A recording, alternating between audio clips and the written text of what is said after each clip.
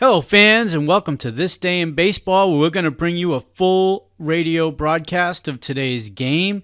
And before we do that, I just want to thank Classic Baseball Radio, and there's a link in the notes where you can check out their full channel. They have many great radio broadcasts. And while you're listening to today's game, if you want to check out much more about the game and the players, look on the links below, and you're going to see links to player pages, the date the game happened, the year it happened, and the play-by-play. Enjoy the game, and check out the links while you're watching the game, and please don't forget to hit the subscribe button so that every time new content comes out, you're going to get that firsthand. And thank you again for checking out This Day in Baseball, and enjoy the game.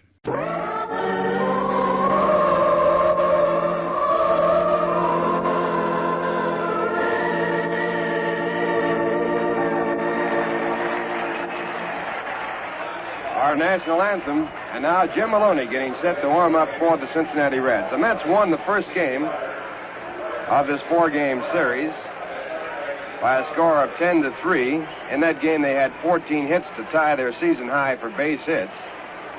In the second game, they won it 4-1. Tracy Stollard was the winning pitcher in the second game. In the first game, the winning pitcher was Carl Willie. And the Mets will have Al Jackson going in the first game of the doubleheader. In the second game, it's going to be Roger Craig against Jim O'Toole. Cincinnati with their two big men going here today in this doubleheader. Jim Maloney, who has a record of 9 wins and 2 losses. In the second game, it'll be Jim O'Toole, who has 5 shutouts, and also a man who has won 10 ball games so far this year. Fine crowd on hand, all in shirt sleeves.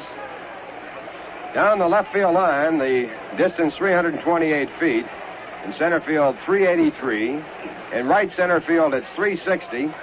And down the right field line, 366.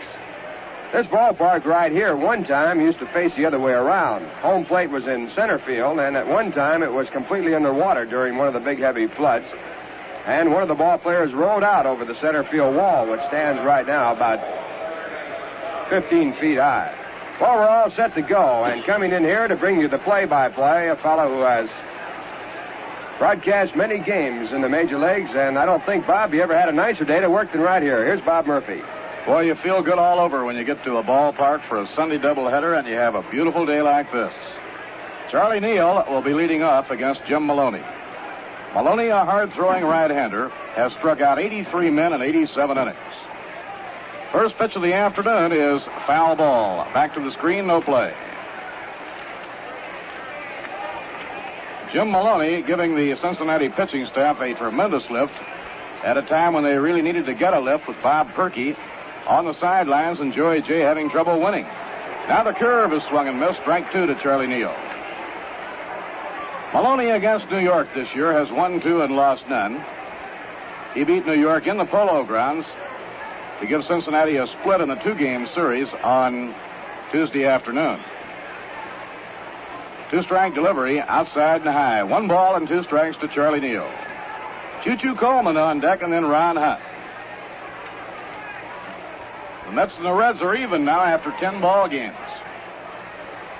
Now Maloney over the head. In comes his pitch. It swung and missed. Strike 3. He got him with a high hard one.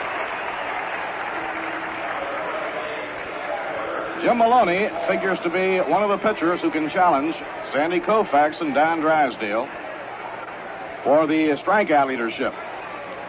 Right now, Drysdale and Koufax are leading Maloney by about 20 strikeouts.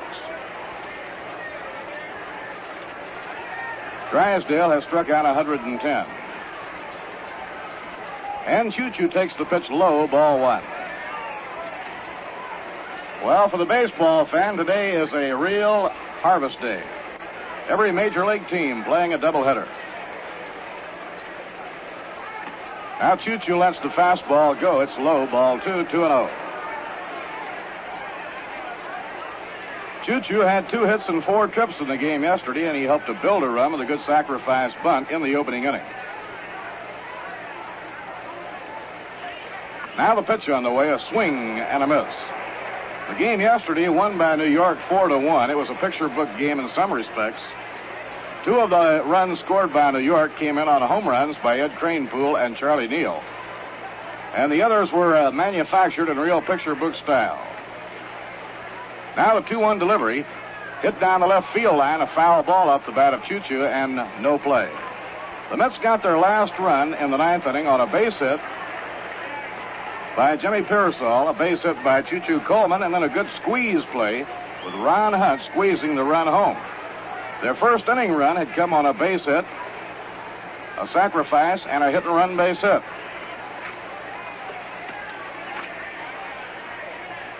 Two-two pitch is swung and missed, strike 3. And Maloney has struck out the first 2 men up. He struck out 12 men against the Mets on Tuesday in the Polo Grounds.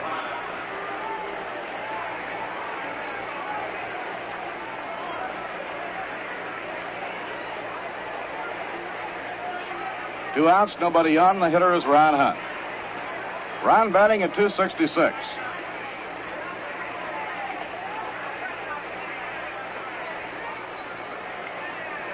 Ron has 5 hits, hit 8 times at bat in this series. Breaking ball over, strike 1 call.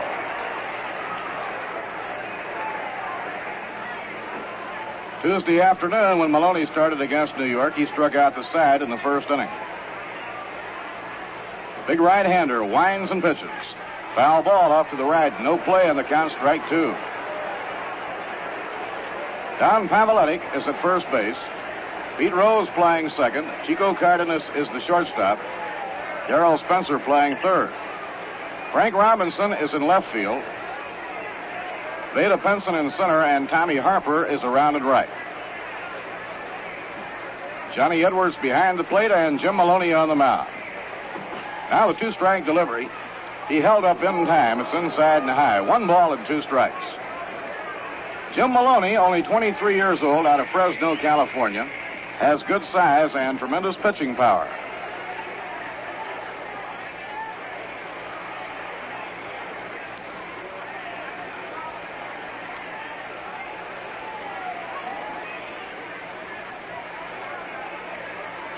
Here's the pitch on the way. He held up on a breaking ball. It just missed. 2-2.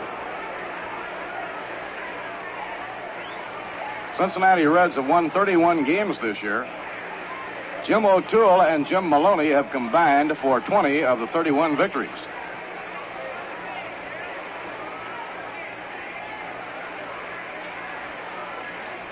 Now here's the windup, 2-2 delivery. He lays off, and it's high, ball 3.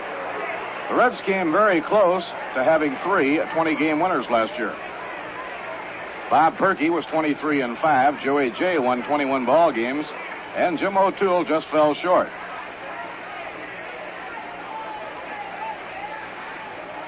Three-two delivery. A pop fly to short right field. Coming in for it is Tommy Harper, the right fielder. He makes the catch, and the side is up. No runs, no hits, no errors, and none left on. The score in the middle of the first inning, the Mets nothing and the Reds coming to bat. Al Jackson on the mound for New York in the opener of today's doubleheader. The Reds have been a tough team for Al this year. He lost a game to Joey Jay in the Polo Grounds 4-2 and was knocked out of the box by Cincinnati on Tuesday afternoon. So Al this year against the Reds has won none and lost 2. His lifetime record against Cincinnati, 2 wins and 4 losses. Pete Rose, a switch hitter, leads off. Pete batting at .272. Bunts the ball, it's foul down the third base line. Dick Sisler on the lines at first, and Reggie Otero is the third base coach. Again today, the construction work out beyond center field, where they are putting in a big freeway.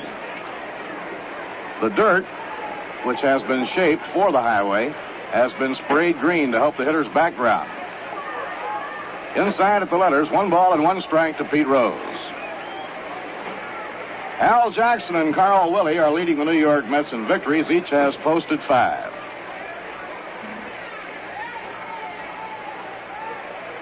Now Alvin winds the 1-1 delivery.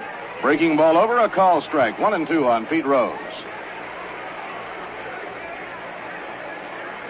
Following the doubleheader today, the Mets will be boarding their chartered flight to St. Louis and open a series with the Cardinals tomorrow night.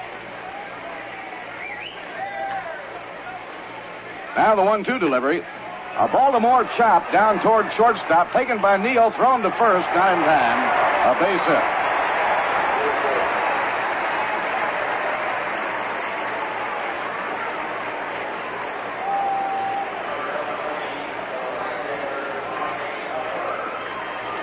Pete Rose is on with an infield hit. That was the Baltimore chop. It came off the plate with a real long, high bounce. By the time Charlie could grab it, it was too late to do anything about it. Now the hitter is rookie Tommy Harper, bats right-handed.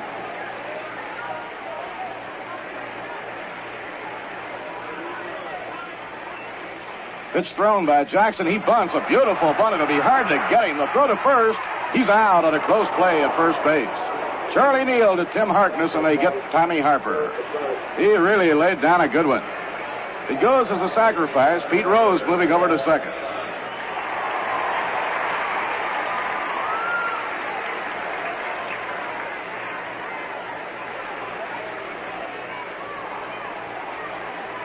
The first four men in the Cincinnati batting order today, Pete Rose, Tommy Harper, Vada Pinson, and Frank Robinson, all have real good running speed. Now Vada Pinson batting at .305. Last half of the first, no score. Pitched by Jackson. A line drive to left field. It's going to be a base hit. Thomas has to chase it back to the wall. In to score comes Pete Rose, and Pinson has a stand-up double.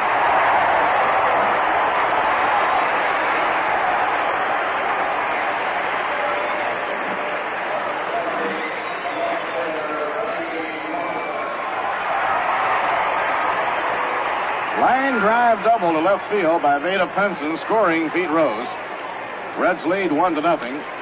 For Vada Pinson, his 33rd run batted in.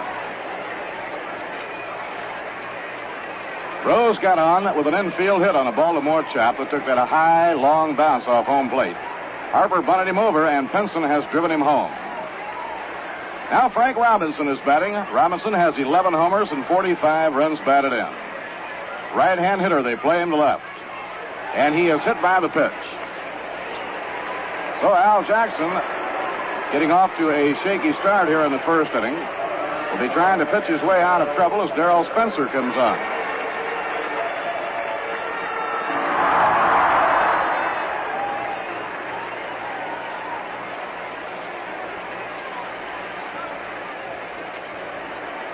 Now they are sending the sign down to the New York bullpen, and Galen Cisco is going to start warming up.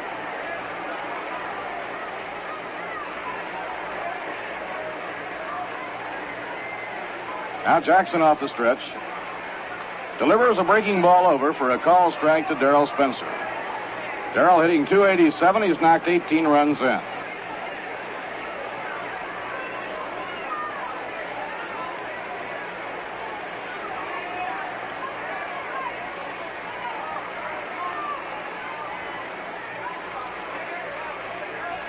Runners on first and second, one man down. Down comes the pitch to Spencer, a ground foul hit in behind Reggie Otero. No play on the count, 2 strikes.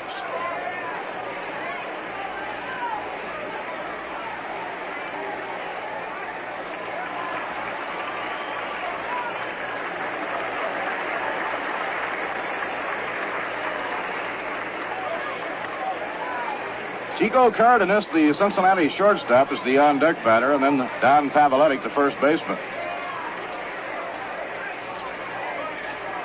Freddie Hutchinson platooning to get Tommy Harper and Don Paveletic into the lineup against Jackson, a left-hander.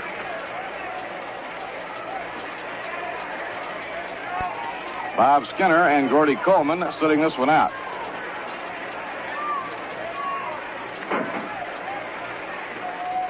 Alvin taking his time, now looks in to get his sign from Choo-Choo. A 2-strike count on Darrell Spencer. Pitch to him, outside and low, 1 ball and 2 strikes. Although we have a beautiful day here in Cincinnati right now, the weatherman is talking about rain later this afternoon.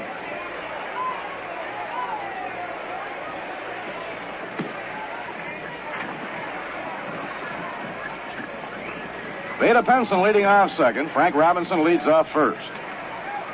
Pinson and Robinson are off to great years in base stealing.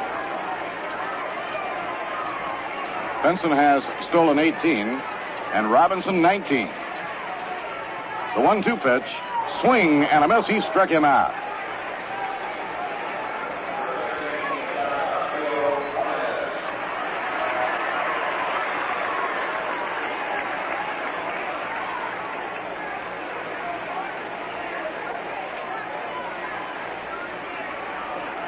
Al Jackson leads the New York Mets pitchers in strikeouts. He started this game with 65 for the year. Carl Willie is now the runner-up. Now Chico Cardenas, right-hand batter, hitting at .255. Pickoff play, throw to second, not in time. Vada Pinson whirling around and plunging headlong to get back in.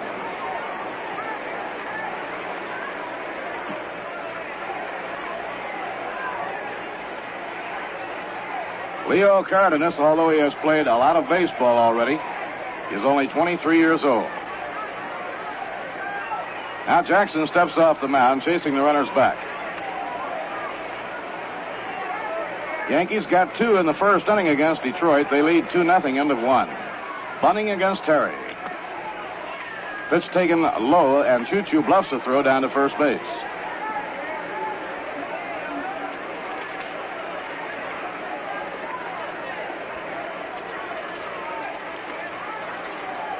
One ball, no strikes on Cardenas. Now the stretch. Here's the pitch on the way, and it's off the outside corner, ball 2. Many times over the years in baseball, it has been one player's misfortune in the form of an injury that has given another player a chance to get in the lineup, and from that point on, they really established themselves. And that was true of Chico Cardenas. He did not figure in the starting infield last year. Well, when Gene Freese was hurt and went to the sidelines, they moved Casco to third, and Cardenas got his chance. Breaking ball over, a strike call, 2-1. He kept picking up momentum as the year went along. After the All-Star game over the second half of the year, he batted .324, and he wound up the whole year hitting over .290. When the Reds first signed him at the age of 16, he weighed 128 pounds. Now the 2-1 delivery. Swing and a miss on a fastball, 2-2. Right now he weighs about 155, dripping wet. But he will surprise you. He has good power.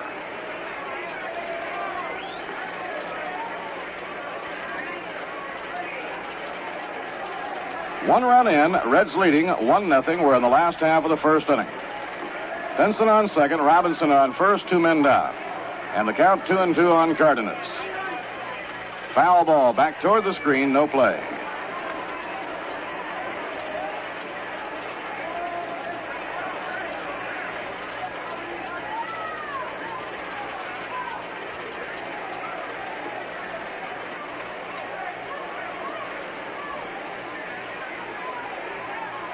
Breeze blowing from right toward left, the first time it has blown in that direction in the series. Now Jackson up in pitching position. Deals 2-2 off the outside corner, 3-2.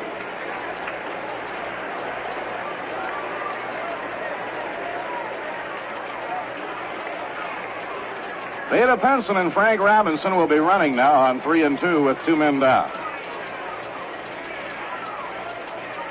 Galen Cisco warming up in the bullpen as Al Jackson encounters difficulty here in the first inning.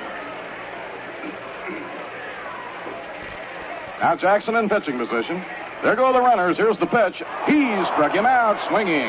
Jackson threw him a changeup on 3-2, and he caught Cardenas way off his timing. Real good pitch by Al Jackson.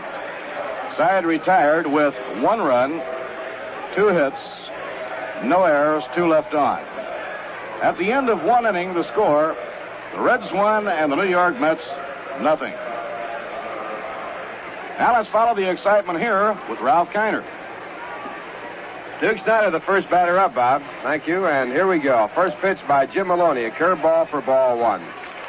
Duke batting .219, 11 home runs, 25 runs batted in. And his 11th home run came right here in this park. 1-0 pitch to Duke inside. Again, a curve, it's ball 2. And, of course, if you had heard that game, you would have known that Duke got the ball back, and it was his 400th home run in his major league career. 2-0, and Maloney with a fastball this time, and he misses for ball 3. It'll be Duke Snider, Frank Thomas, and Ed Kranepool against Jim Maloney here in the second. Maloney struck out 2 in the first. And now at 3-0, Duke swings away and pops the ball up. A hard swing by Duke. It's in foul territory, and it goes out of play. That ball was up in the air. Duke giving the go sign at 3-0, and the count now 3-1. Interesting to note the change in strategy by the two clubs. In the first inning, the Cincinnati Reds bunted their first man up over from first base to second. Manager Freddie Hutchison playing for 1 run, hoping that Maloney would keep the game down in the low-scoring part. And right here with the Mets behind by 1, Duke, the big hitter for the Mets, given the go sign at 3-0 in the second inning. Again, at 3-1, he swings away and fouls the ball out of play for a 3-2 count now.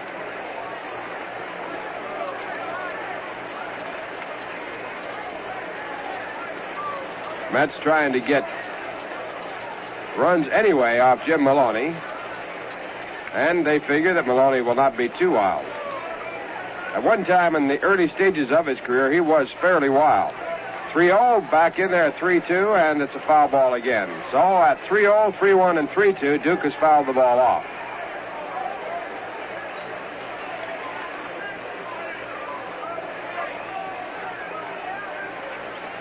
Cincinnati 1 run on 2 hits. The Mets have no hits so far. Now a curveball on 3-2, and it's outside for ball 4, and Duke becomes the first base runner for the Mets.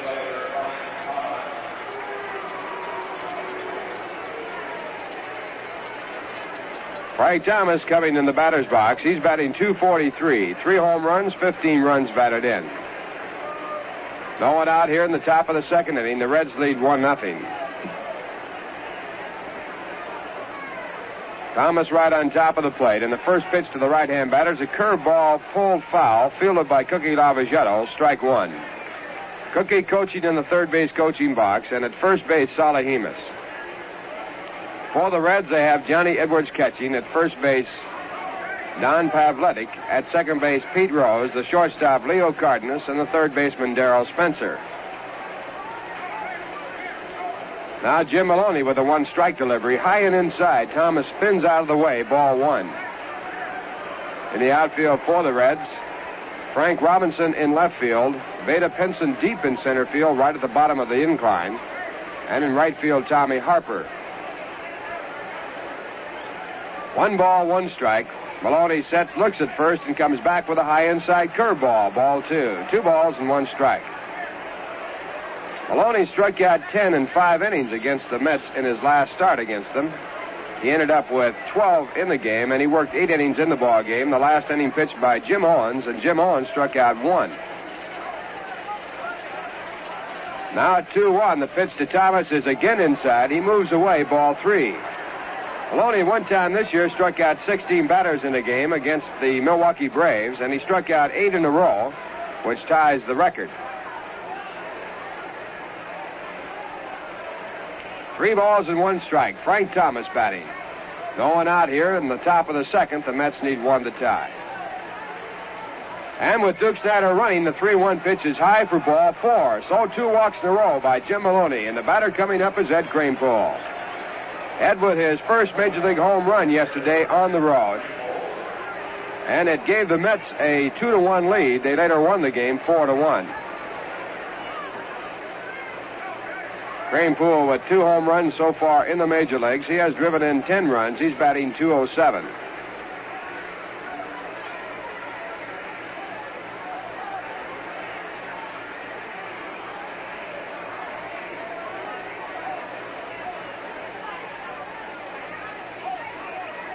Now Maloney with a stretch position in the first pitch to Kranepool. A fastball that's through in the inside corner, strike 1.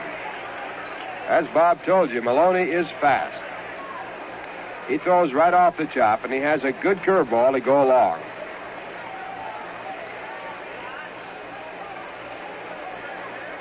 .23 years of age. Now again he sets. And the 1-strike pitch to the left-hand batter is inside. 1 ball, 1 strike.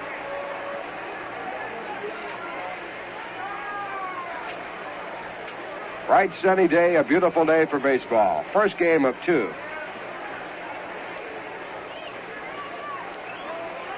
1 ball, 1 strike, and the pitch to Kranepool way outside. A curveball, 2 balls and 1 strike. Johnny Edwards, the catcher, had to go way out of the catching box to come up with that one.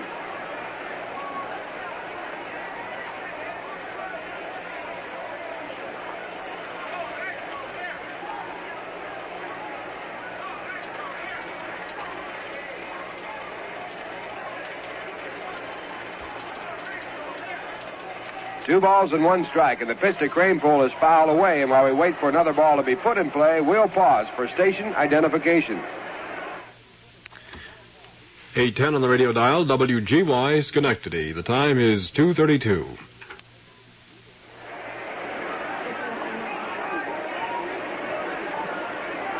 Ralph Kiner with Bob Murphy and Lindsey Nelson from Crosley Field in Cincinnati. The score 1-0. The Reds lead. The Mets batting with runners at first and second. And the 2-2 pitch is swung on and missed, and Kranepool goes down swinging. Strikeout number 3 for Jim Maloney in the game. His first out here in the second, and the batter will be Tim Harkness. Harkness batting from the left-hand side, hitting .218.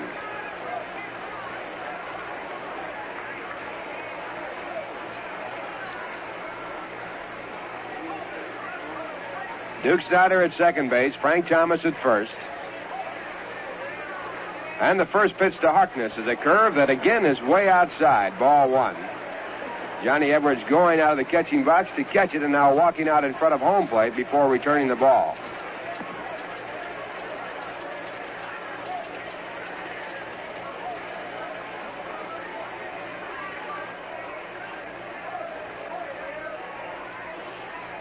Now the set position and the 1-0 delivery, high and outside, a fastball for ball 2. The on-deck batter is Al Moran, the shortstop. Harkness, the batter, the 7th man in the batting order. And now Maloney at 2-0 to Harkness. And it's a strike in the inside corner. Fastball and a count now, 2 balls, 1 strike. Harkness with 5 home runs, 18 runs batted in.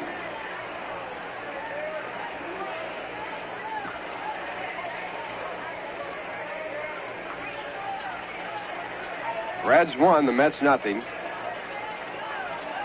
1 out, top of the second inning. Now at 2-1, the pitch is fouled away. This was a fastball that was right in tight, and Harkness was jammed and fouled the ball right off his fist. So that rounds it out at 2 balls and 2 strikes. Fine crowd on hand, just about a capacity park. Cincinnati has always been a Sunday town. People coming in from around the area to see baseball on Sunday. 2 balls, 2 strikes. The pitch to Harkness. Curveball line to center field. It's going to be in there. Duke Snyder scores easily from second base. Frank Thomas now rounding. They're going to send him in. Here comes the throw. Thomas will make it. The throw cut off, and going into second base with a stand-up double is Tim Harkness. And the Mets lead by a score of 2-1. That ball was hit to the center field side of left field, right through the alley. Ball going out to the wall on the ground, 383 feet away. So the Mets have taken the lead, 2-1 here in the second inning, and the batter's Al Moran. The 2 RBIs for Harkness, giving him 20 for the year.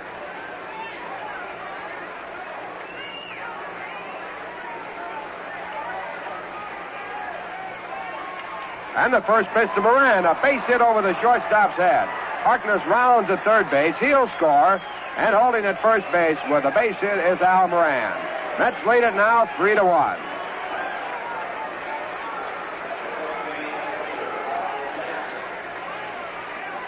That will bring up Al Jackson, the pitcher. In case you just tuned in, Duke Snyder walked, as did Frank Thomas, and then after Eddie Kranepool had struck out, Tim Harkness doubled to left center to drive in Snyder and Thomas. And now Al Moran with a base hit to drive in Harkness. So the Mets have been tough against the Reds. They have played 10 games so far this year, and the Mets have won 5. They have won the first 2 games of this series. They lead here 3-1 in the third.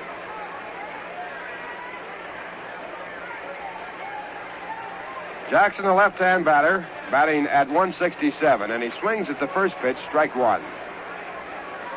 Darrell Spencer at third base, playing about 60 feet away, looking for a possible bunt.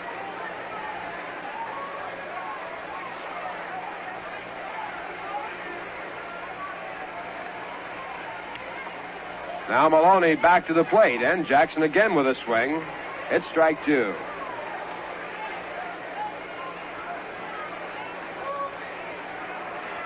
Well, manager Freddie Hutchison in the first inning bunting.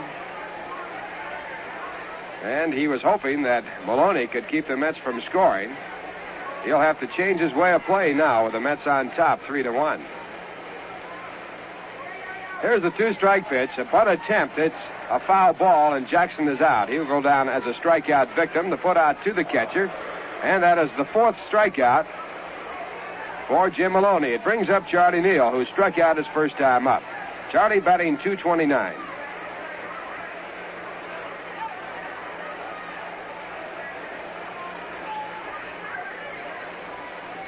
Al Moran at first base.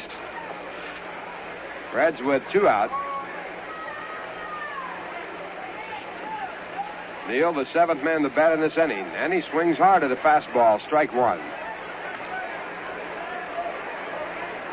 Charlie has 1 hit in the series, and that was a home run, his 3rd home run of the year. The home run going over the center field wall.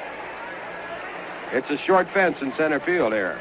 1-strike pitch, a sidearm, let-up curveball, a swing and a miss, strike 2.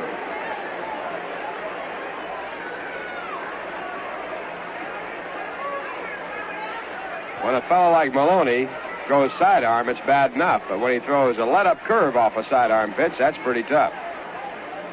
Now at 2 strikes, he comes back with a fastball that moves Charlie Neal away from the plate. 1 ball, 2 strikes. Maloney is fast. He even looks fast from up here, Bob. We're a long way off. You know, when you see a fellow that looks this fast in a day game, you know he's fast. That's right. Now at 1-2, the fastball swung on and missed for strike 3. So Maloney strikes out the side, and he now has 5 strikeouts in 2 innings, but the Mets lead him by a score of 3-1. They scored 3 runs in the second inning on 2 hits.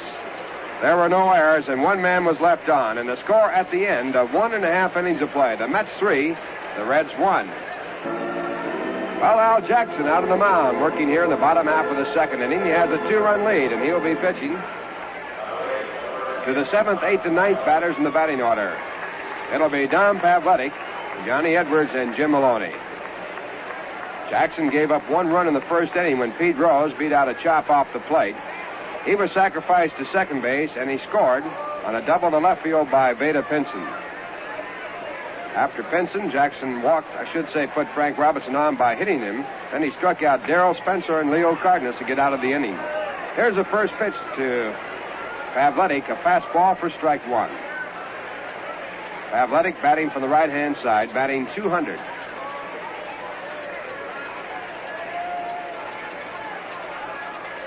And Jackson back with a slow changeup just off the plate. 1 ball, 1 strike. Pavletic has caught.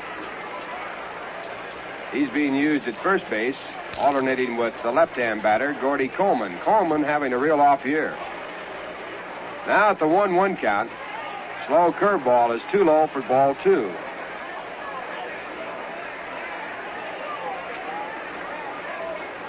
Two balls and 1 strike.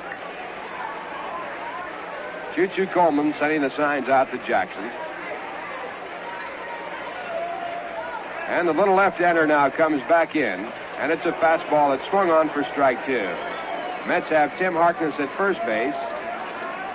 Ron Hunt at second. He's checking the sun right now. Sun shining brightly. At shortstop, Al Moran, and at third base, Charlie Neal.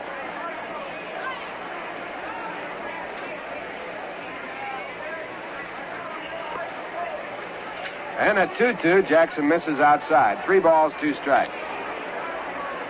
In the outfield, Frank Thomas in left field, Duke Snyder in center, and Ed Kranepool in right.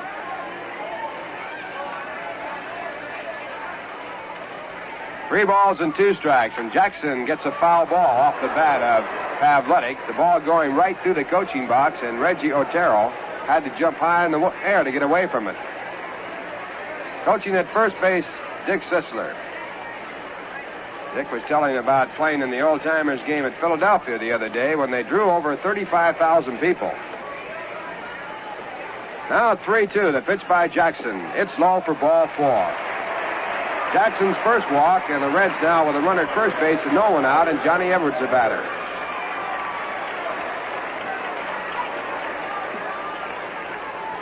Sisler in that old-timers game got a double, but he had the advantage of being able to work out with the Reds for a long time before the game. Andy Semenuk, who played in that game, hit a home run. And they played against the regular Philadelphia Philly team. Here's the first pitch to Edwards, lying to right center, a base hit.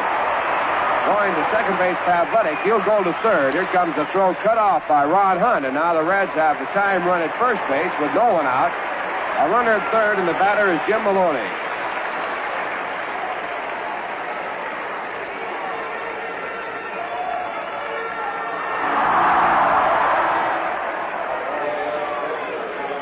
Jackson with no luck against the Reds this year. He is 0-2. His last time out, he was knocked out in the second inning.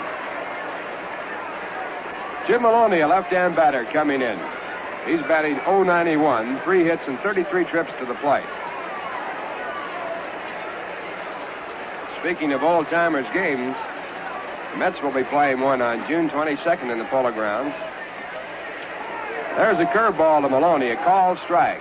Once again, Galen Cisco up and throwing in the bullpen. Galen was up in the first inning when Jackson worked the 6th man. Mets lead 3-1.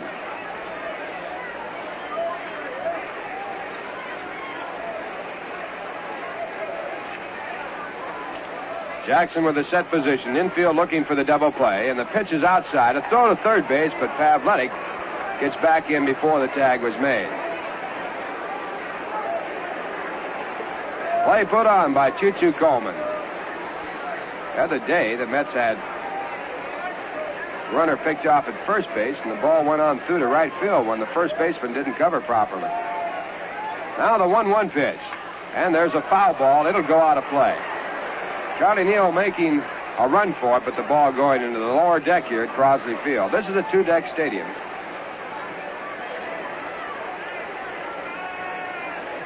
And a fine crowd on hand. A perfect day for baseball, 76 degrees at game time. Don't get many days as good as this here in Cincinnati. It's a hot town normally.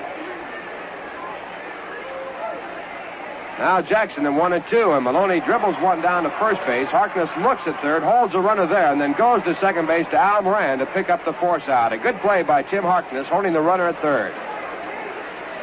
And the best part of the play, picking up the runner going on down to second base. Harkness had the option of making the play on the runner coming down the line, but he wisely took the run away from second base. One man out now, and the batter will be Pete Rose, batting for the second time. He is 1 for 1 in the game, having scored the only run for the Reds in the first inning. Mets lead 3-1.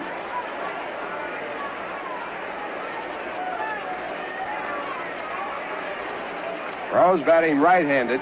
He's a switch hitter. And again, the Mets playing back, looking for the double play. First pitch is on the outside corner, a strike call.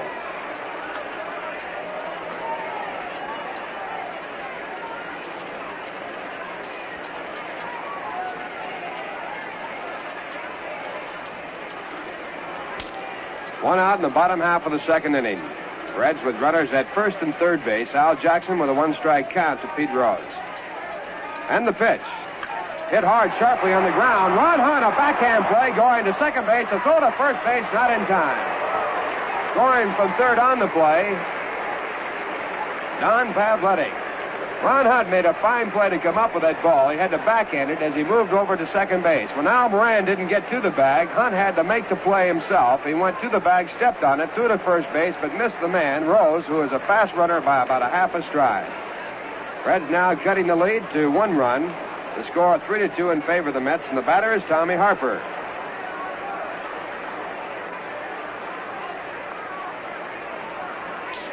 Harper batting .215, a right-hand batter. And he checks just in time. The pitch low for ball one.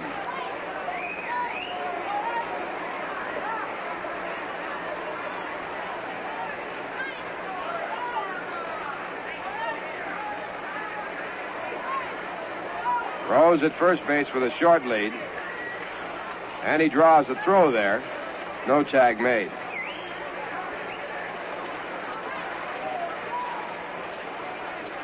Jackson has a good move to first.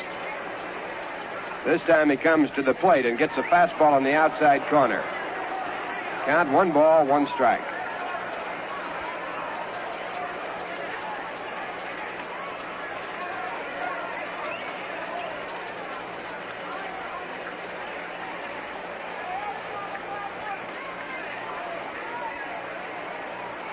Jackson, a long look at the signs, now stretches. And changes up. The ball is hit sharply to third. Charlie Neal, a good play and a bad bounce. Coming up with the ball, the throw across is in time, and that retires the side. That ball came up, and Charlie smothered the ball against his chest to hold on to it, and then threw across in time. In the inning for the Reds, 1 run on 1 hit. There were no errors, and 1 man was left on, and the score at the end of 2 innings of play, the New York Mets 3, the Cincinnati Reds 2. Thank you, Bob. And here is Choo-Choo Coleman coming to bat here in the top of the third. Jim Maloney with the first pitch, and the pitch is popped up to shallow third base. Moving over is Leo Cardenas, the shortstop, and he makes the play in foul territory. 1 pitch by Jim Maloney and 1 out in the third. The Mets lead 3-2. The batter coming up will be Ron Hunt. Maloney has struck out 5 men in 2 1/3 innings. He struck out 2 in the first, getting Choo-Choo Coleman and Charlie Neal. In the second, he struck out the side, striking out Neal for the second time. Al Jackson also struck out, and Ed Kranepool. But the Mets scored 3 runs in the top of the second off the big, strong right-hander. 2 walks, a double by Harkness, driving in 2 runs, and a single by Moran, driving in Harkness. Now the batter, Ron Hunt, coming into the batter's box. Ron flied out to right field his first time up. Ron batting .266. And Maloney with a fastball outside for ball 1. Hunt had moved up to bunt if the ball had been over. Well, old Marvelous Marv has done it. He just hit a home run in the third with 1 on for Buffalo. There's a line drive right at Athletic at first base. He one-handed the ball as he moved to the foul line, and Hunt is out. Hunt has been hitting the ball very well. That time robbed of an extra base hit. Now with 2 out, it'll be Duke Snider. Duke walked his first time up.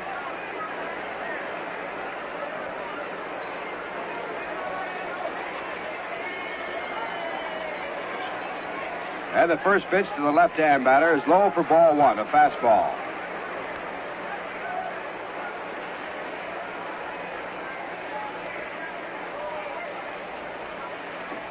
Maloney back, and there's a swing and a miss. 1 ball, 1 strike.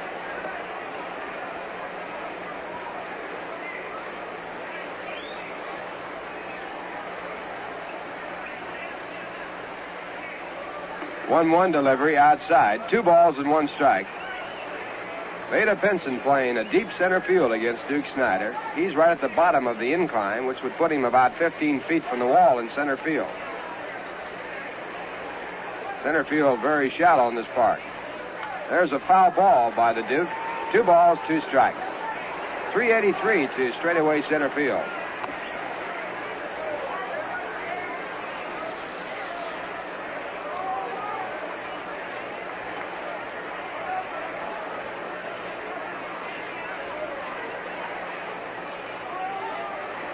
Now at 2-2, Maloney comes back with a fastball. It's hit right through the middle into center field. Line drive by Maloney. He made a swipe at it, but couldn't get it.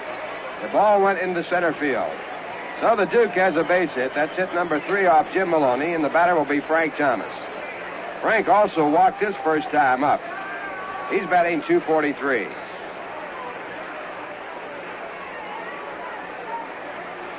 Mets lead at 3-2. Reds with 2 men out here in the top of the third.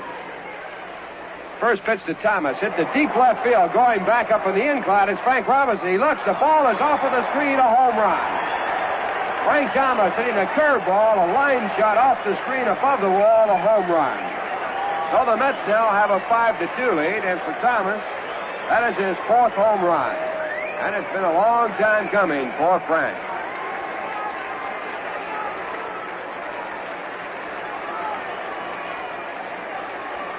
Five to 2, the New York Mets on top here in the 3rd, and the batter will be Ed Kranepool. Kranepool had his 2nd home run in his major league career yesterday to give the Mets a lead in a game which they won 4-1. And the first pitch by Maloney is outside ball 1. Kranepool shortening up, looking for a possible knockdown pitch.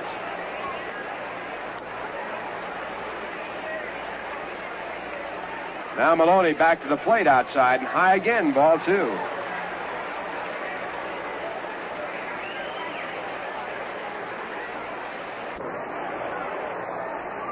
2 balls, no strikes.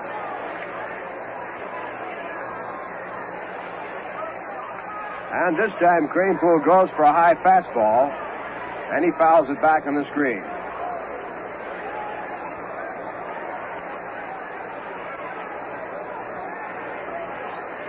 Crowd just a silent buzz around here. They're a little bit shook up with the Mets on top 5-2. There's a swing and a miss, strike 2. Mets have won the first 2 games of this series.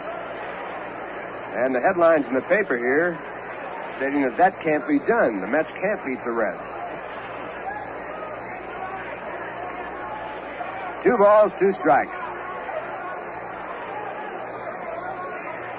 And the pitch to Kranepool is hit high in the air, right around home plate. Coming in is the 3rd baseman, Darrell Spencer, in foul territory now. He calls and he makes the catch. That retires the side, but in the inning, the Mets scored 2 more runs on 2 hits. There were no errors and no one left. And the score now at the end of 2.5 innings of play. The New York Mets 5, the Cincinnati Reds 2.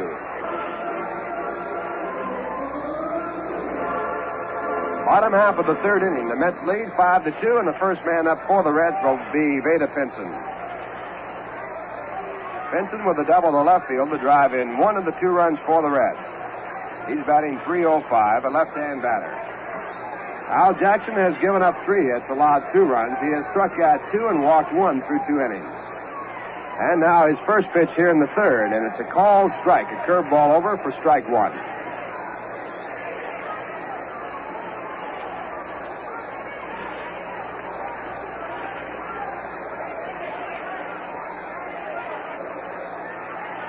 Frank Robinson, the on-deck batter, and Jackson with a 1-strike pitch, and it's a let-up hit down the left field side foul, and on the play, Pinson broke his bat. He hit the ball right on the end of the bat. So he goes for a new bat. The count is 0-2 for Al Jackson. Al with a record of 5 wins and 6 losses.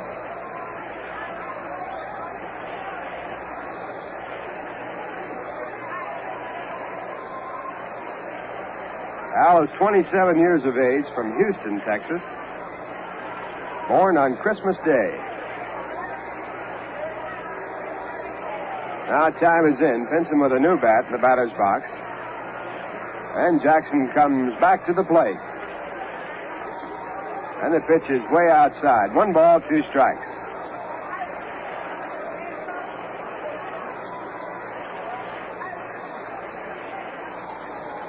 Mets 5 runs on 4 hits. The Reds have 2 runs and 3 hits.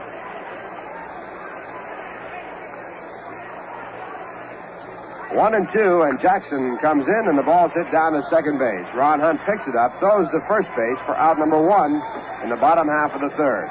That'll bring up Frank Robinson, who was hit by a pitch ball his first time up. Robinson batting .266. Mets have been tough on Robinson in the series, inasmuch as they have really pitched around him. He's had very little to hit at. And there's a strike call, a fastball in. In the first game, won by the Mets by a score of 10-3, Robinson walked 3 times. He was at bat once. In the second game, Robinson batted 3 times Officially, he was walked once, and he was 0 for 3 there. There's a let-up hit right off of the end of the bat, right back to the pitcher's mound. Taken by Jackson, and Robinson is out. So Robinson has yet to get a base hit in the series. Now with 2 out, the batter will be Darrell Spencer, who struck out swinging his first time up. Darrell batting .287, batting from the right-hand side.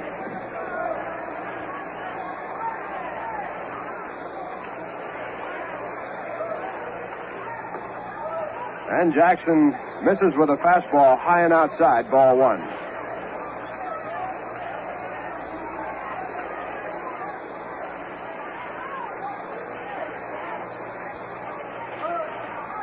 Left-hander back to the plate with a change of pace. It's over. Strike 1. 1 ball, 1 strike.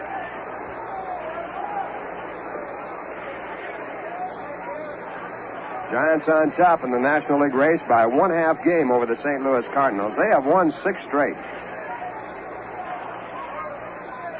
Jackson now with a fastball, a swing and a miss, strike 2. Los Angeles in 3rd place. They trail by 1. They have won 8 of their last 11. Cubs in 4th place, 4 games back, and the Reds in 5th place, 4.5 out. Now at 1-2, Darrell Spencer hits the ball sharply down the third. A one-hand play by Neal. The throw crossed in time to retire the side. So Al Jackson getting support from Charlie Neal for the third out. And in the inning, no runs, no hits, no errors, and no one left on. And the score at the end of 3, the New York Mets 5, the Cincinnati Reds 2. Now Tim Harkness up against Jim Maloney. Takes low inside, ball 2. 4th inning, New York in front by a score of 5-2. Maloney out of his windup delivers. Ball 3, inside and low.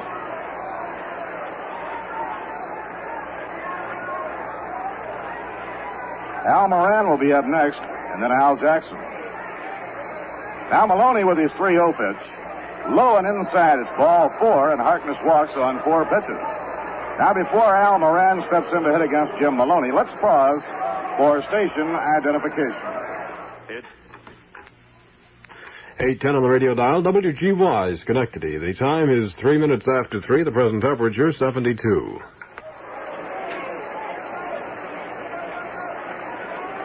Bob Murphy with Ralph Kiner and Lindsey Nelson from Crosley Field. Moran, the batter now, against Jim Maloney.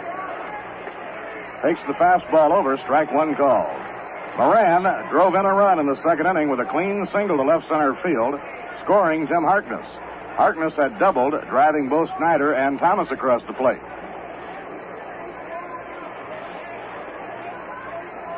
Now the pitch on the way. A high pop fly out towards second base.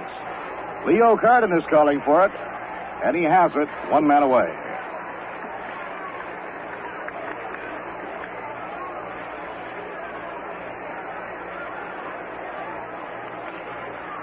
One out and 1 on. Jackson now will be coming on to hit. Now Freddie Hutchinson has warm-up action going for the first time. Veteran right-hander Jim Owens starts to get ready. Alvin tried to bunt the 3rd strike in the 2nd inning and was struck out by Maloney. Darrell Spencer in close at 3rd, looks for the bunt. And the pitch is over as Alvin squares around, strike 1.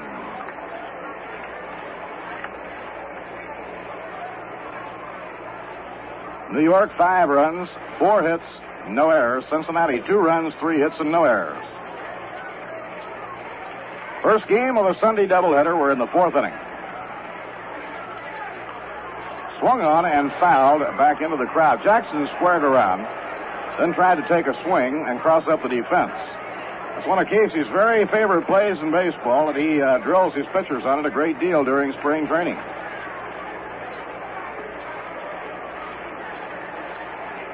So Jim Maloney, the big hard-throwing right-hander from Fresno, California, has a 2-strike count on Jackson. In comes his pitch, inside the high, and Alvin had to bail out of there on that one. 1 ball and 2 strikes.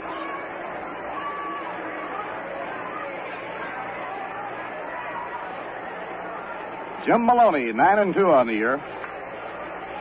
Mets got 3 runs in the 2nd and 2 runs on a 2-run homer by Frank Thomas in the 3rd inning. Here's the pitch to Jackson, outside and high, and the count even now. 2 balls, 2 strikes.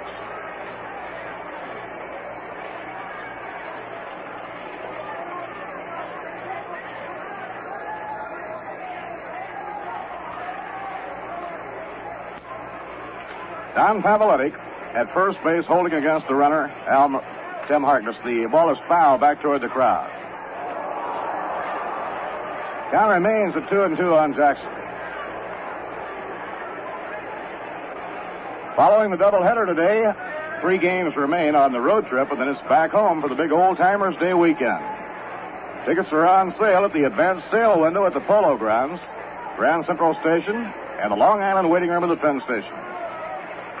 Fouled again by Jackson, back into the mesh. The count remains 2 balls and 2 strikes.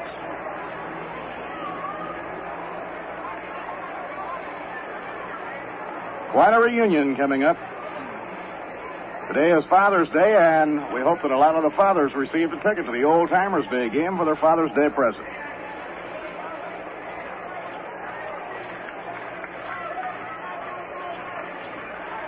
Now the 2-2 delivery.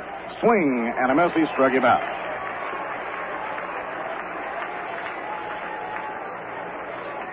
Strikeout number 6 for Jim Maloney. Now there are 2 away. Top of the batting order for Charlie Neal. Charlie has been up twice and struck out twice.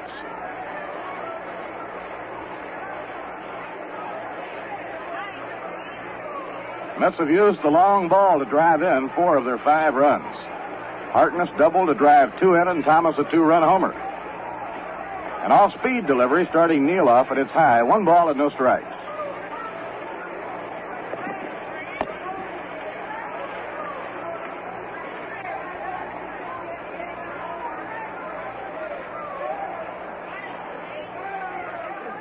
A high pop fly outside first base. Moving over, getting under it is Don Paveletti. And he makes the grab easily in foul territory to retire the side.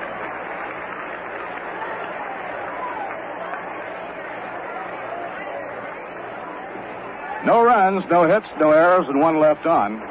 Now at the end of 3.5 innings, the score, the New York Mets 5 and the Cincinnati Reds 2. Last of the 4th inning with Chico Cardenas to lead off against Alvin Jackson. Cardenas was struck out by Jackson in the 1st inning. That was a big strikeout because he was struck out with 2 men on base after 1 run had come in. Now Al out of his windup delivers way outside, ball 1. At the end of 4 innings, Philadelphia 3, Milwaukee nothing. Cal McClish against Bob Henley. All major league teams are playing doubleheaders today. The St. Louis Cardinals lead the Pirates 3-0 after 4.5. Foul ball hit down the 3rd baseline. For the Bucks of Danny Murtaugh, Don Swall is pitching, and for the Cardinals, flame-throwing Bob Gibson. Warm-ups at Candlestick, Don Notabart for Houston and Bob Bolin for the San Francisco Giants. Cubs and Dodgers played 2 in Los Angeles. Pop foul hit down the left field line. It's going to be out of reach. Moran making a run on it, but it's far, too far out of his reach.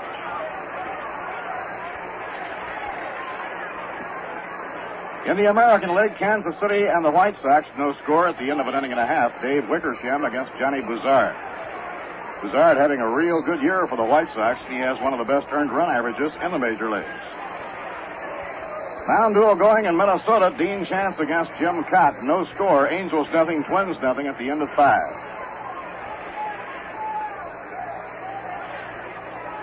One ball and 2 strikes here on Chico Cardenas. Nobody on, nobody out. Last half of the 4th inning. Fastball over, strike 3 called, and Jackson gets him again.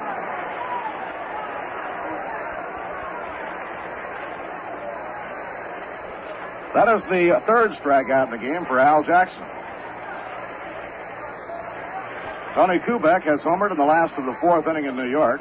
Yankees now lead Detroit at least 4-0. Batting in the last half of the 4th, Jim Bunning against Ralph Terry.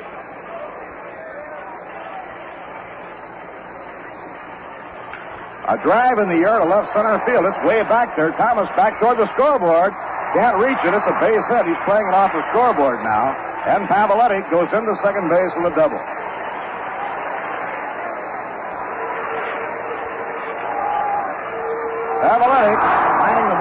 Alley in left center field.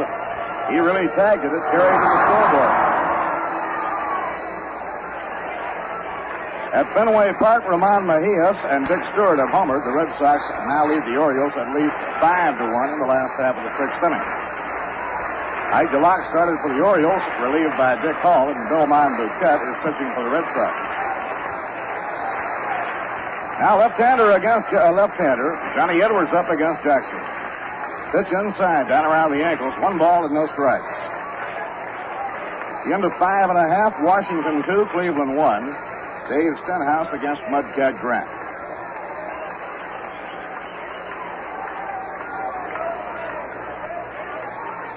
Don Paveletti leading off second with 1 out.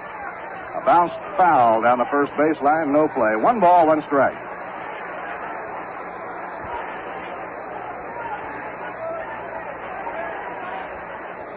See, there's no time like the present, and what better way to use it than to pour yourself a tall, cold glass of Rheingold Extra Dry.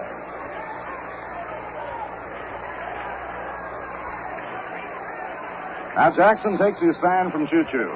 The 1-1 delivery, an off-speed pitch to tie, 2 balls and a strike.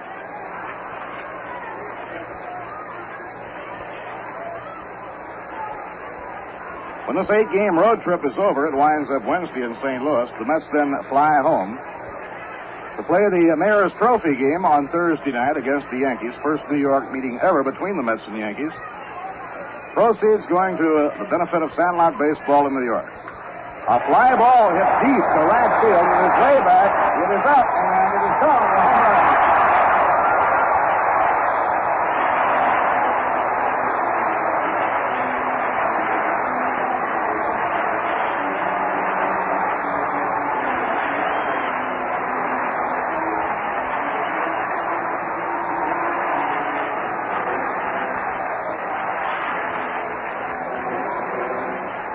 Johnny Edwards holding a 2-run homer to put Cincinnati right back in the ballgame. It's now 5-4 in favor of the Mets. For Edwards, his 3rd homer of the year. He's driven 33 runs in. Jackson out of his windup. The pitch to Maloney, taken inside and low, ball 1. Duke Snyder tried to go up the fence and grab that one, but it was beyond his reach. And into the bleachers about 370 feet out. Next pitch on the way. Inside, ball 2, and it's 2-0.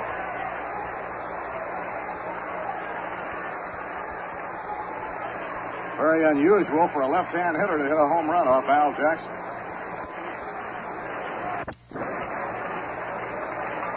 Five to 4 the score. New York in front, last of the 4th inning. And this is outside, ball 3. Jackson now has gone behind on the opposing pitcher, 3-0. And Charlie Neal says, let's take time here for a minute and try and regroup. Phone ringing down in the bullpen in right field, and Galen Cisco is getting the call again. He'll be up and working for the 3rd time.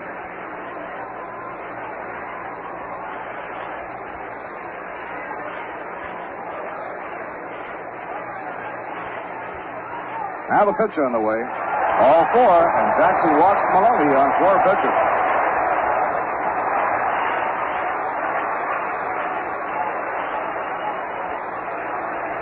Second walk given up by Al. Now coming on to hit is Pete Rose, the switch batting leadoff hitter. Rose has 1 hit and 2 trips. He beat out a Baltimore chop in the 1st inning and later came in to score. Rose hitting at .272, a Cincinnati boy who made the jump from Class A to the Major Leagues. Crowd much alive now in Cincinnati as the Reds have rallied for 2. He tries to bunt and misses, strike 1. He was trying to bunt for a base hit, concealed his intentions and wanted to drop that ball down the 3rd baseline.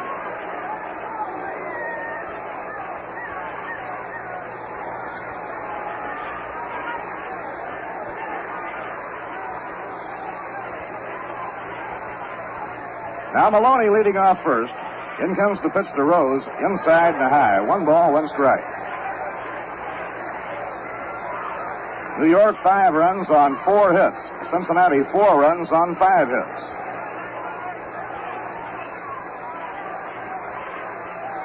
Each team now has a 2-run homer. Thomas hit one for New York. 1-1 delivery. Brushes him back. 2 balls and a strike.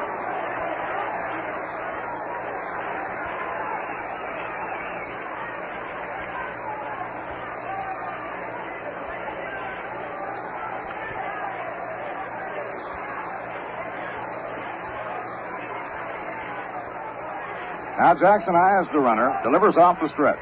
A breaking ball over for a called strike. It's 2-2.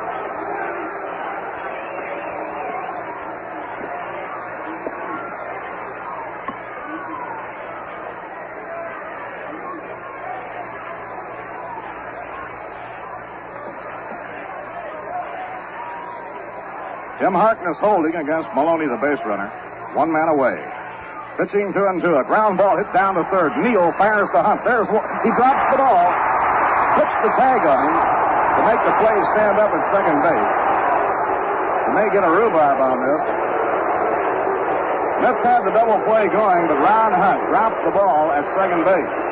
Maloney was trying to slide into the base. Hunt picked the ball up, whirled around, and they collided just before he reached the base, and Maloney is out. No error on the play. Rose reaching on the fourth play. Play goes 5-4, Neal to Hunt. Mets had a double play going there, but the ball was dropped in second by Rod.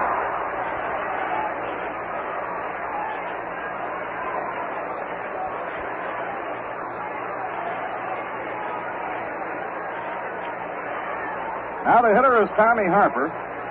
Harper playing in right field, right-hand batter. Sacrificed to help build a run in the first inning and was thrown out by Charlie Neal in the second inning. Jackson fires over to first base.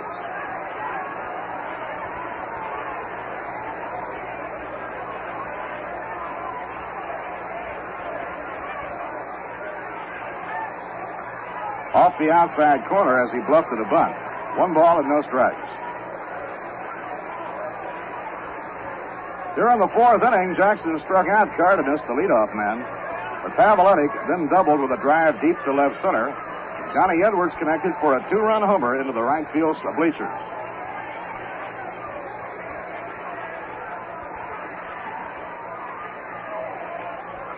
Foul ball, right straight back. 1 ball, 1 strike.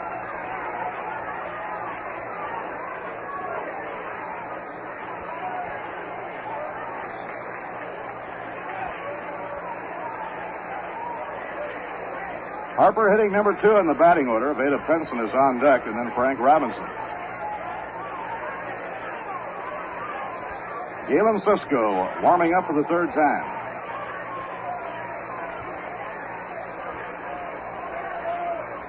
Now the pitch on the way. He was around to bunt and was hit by the pitch. Harper hit by the pitch. He goes down to first base. And now Penson comes up to hit with 2 men on.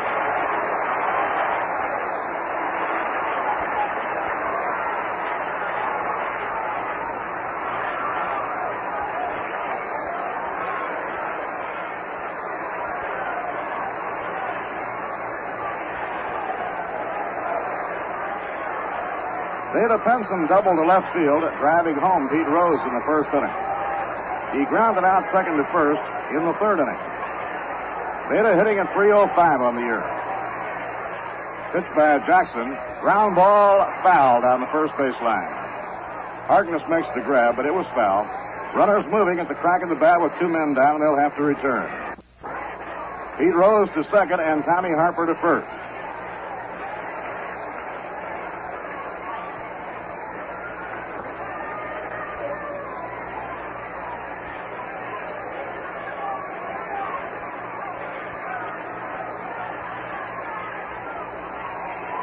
Now Alvin looking in with a 1-strike count on Vada Penson, 2 men down. 2 runs are in. It's 5-4 New York. A ground ball hit toward the hole, and it goes through a base hit to left field. Rounding third and coming in is Rose. The throw is coming into second base, not in time. Here's Harper swinging for the plate. He's in. All the way to Houston. Goes all the way to the backstop. And now going all the way to third is Vada Penson. The Reds are out to ground.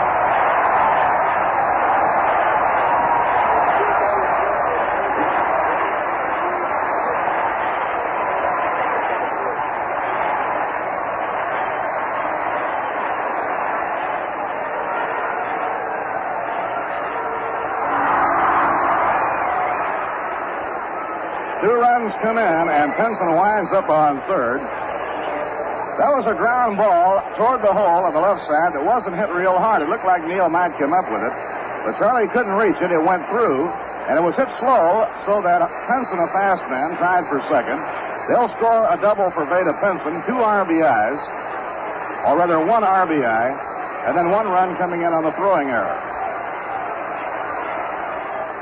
Now the windup pitched by Jackson. Outside, 1 ball and no strikes. Reds now have 4 runs in. They lead 6-5 here in the last half of the 4th inning.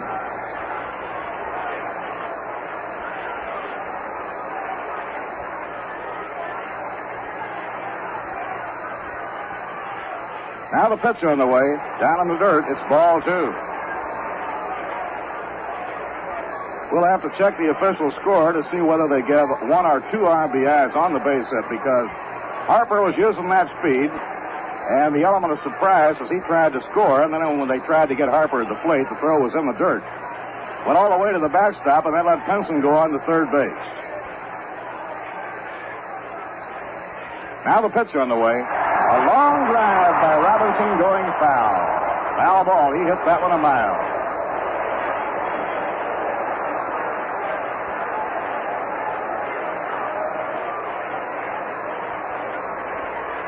Reds have taken the lead 6-5, overcoming a 3-run deficit.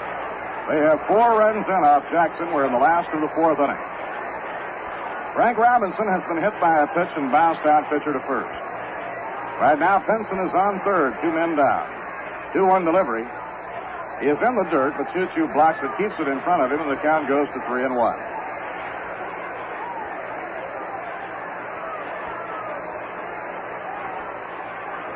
Casey would say the Reds so far this year have been a real whammy to Al Jackson.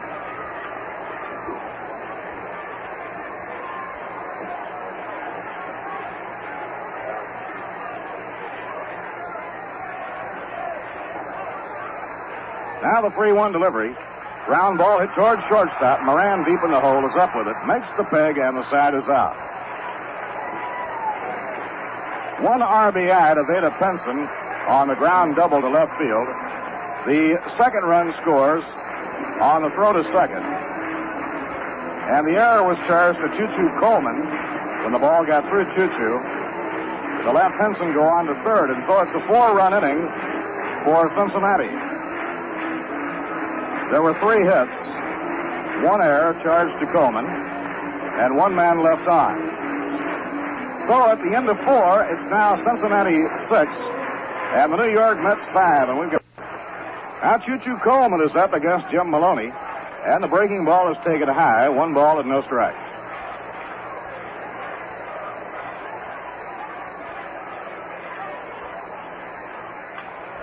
Choo-Choo pops the ball up in foul ground. No play. 1 ball, 1 strike. Coleman has struck out and fouled out to short. Galen Cisco continues to warm up in the bullpen.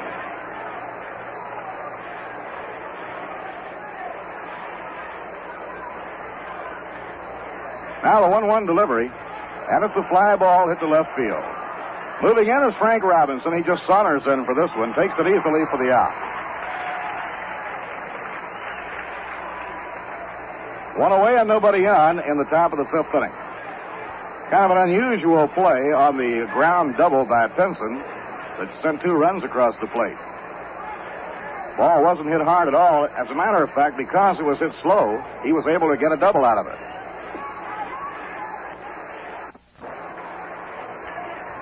One out and nobody on. Ron Hunt, the batter. Ron has flied to right and lined out to the first baseman, Paveletti. A high fly hit to left field. It's fairly deep. Up the incline goes Robinson. Now he's there and has it for the out.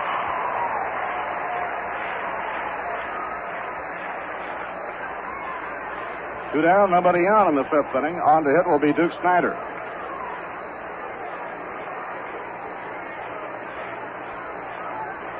Reds have 6 runs on 6 hits. New York 5 runs on 4 hits.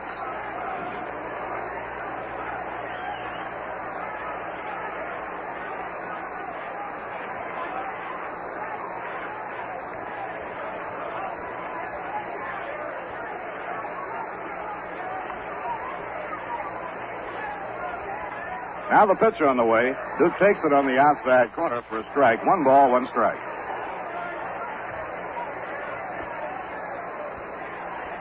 Mets have won the first 2 games of this series. Big Jim Maloney winds and pitches. The fast one swung and missed. That might be the fastest pitch he's thrown in the game. He had all of his weight behind that one.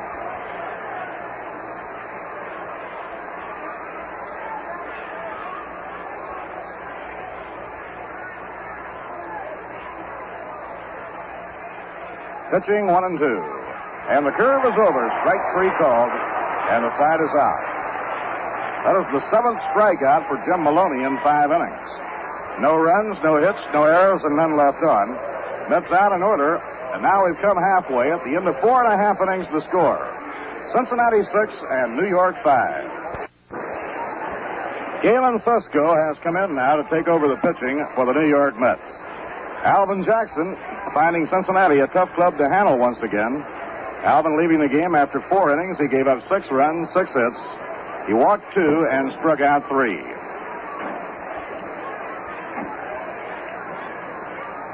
Here's the windup pitched by Galen, and it's over to Darrell Spencer for a called strike.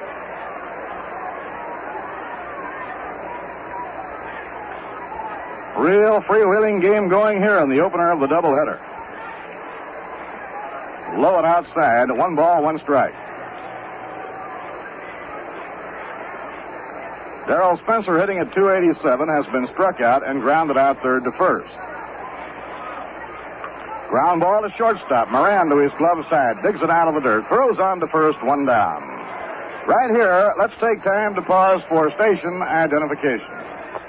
It's 8:10 on the radio dial, WGY, Schenectady. The time is 3:31. The present Albany Airport temperature, 70 degrees. Bob Murphy with Lindsey Nelson and Ralph Kiner from Crosley Field. The hitter is Chico Cardenas. Chico has been up twice and struck out twice. Right-hand batter, they play him astride toward left. A foul ball whacked back toward the press box and out of play.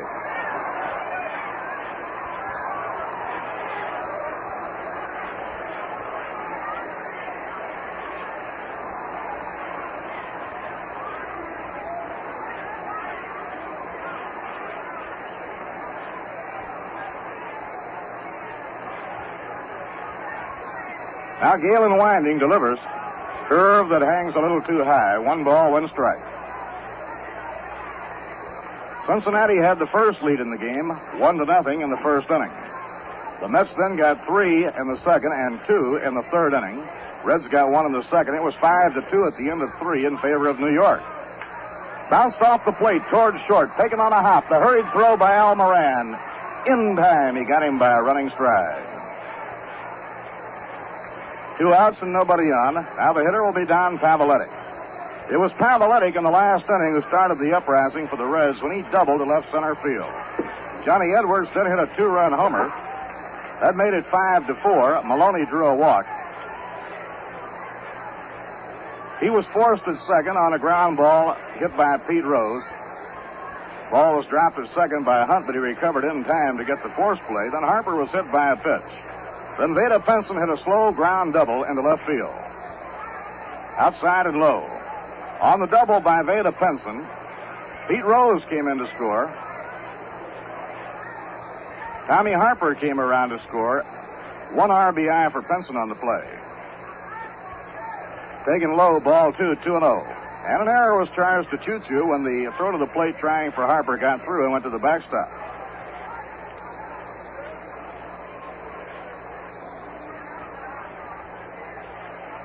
Now Galen into his windup. The pitch to Paveletti is inside and low, ball 3.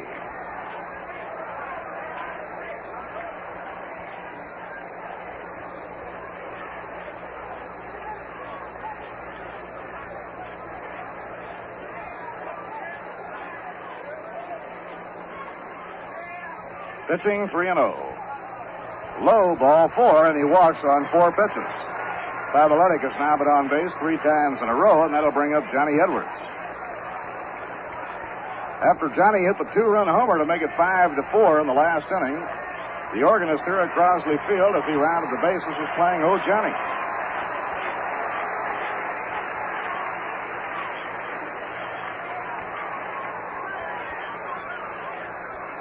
Edwards off to a good RBI year.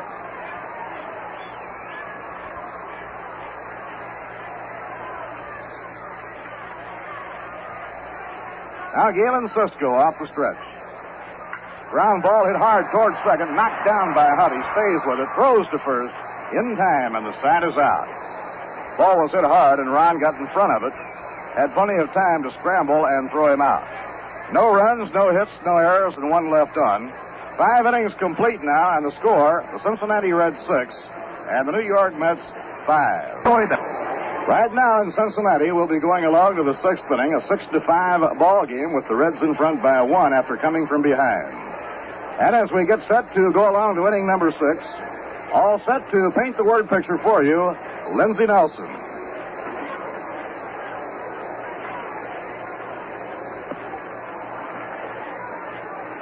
Okay, Bob Murphy. Frank Thomas steps into the batter's box to lead off. For the New York Mets, he had a 2-run homer in the 3rd inning, and he walked in the 2nd. Jim Maloney into the windup, and here's the pitch. It is swung on, and there's a high fly ball to center. Rada Fenson at the top of the incline now comes down a couple of steps and makes the catch. Ball is well hit by Frank Thomas. 1 away. And that will bring up Ed Cranepool. He has struck out swinging and fouled out in this ball game so far. President Warren Giles of the National League has issued a statement saying that his office was notified this morning by Al Barlick that he was fed up, quitting, and going home. Pitch is low for ball. Al Barlick, of course, is the senior umpire in the National League as far as original point of service is concerned. He was out a couple of years because of ill health. He's a protege of the late Bill Clem. Here's a pitch in there for a called strike, and apparently Barlick went home. And President Warren Giles further has issued a statement saying that he hopes that Barlick will reconsider because he's a fine umpire and a fine person. Swinging a foul ball, backing out of play.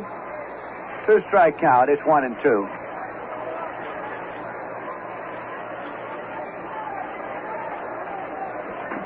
The Reds on top here by a score of 6-5.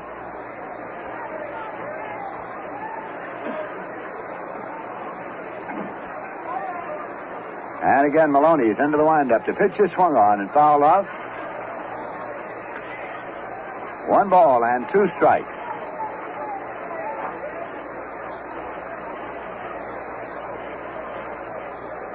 Mets got to Maloney for 3 runs in the 2nd, 2 runs in the 3rd. Here's a swing and a ground ball towards 2nd. Pete Rose is up with it. He plays it on over to Pavletic in time.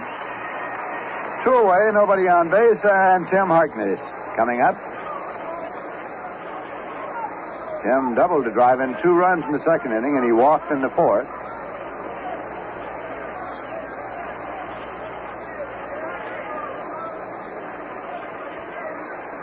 Maloney has struck out 7 and walked 3. This pitch is outside for ball.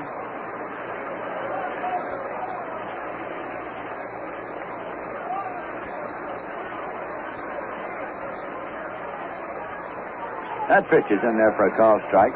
1-1.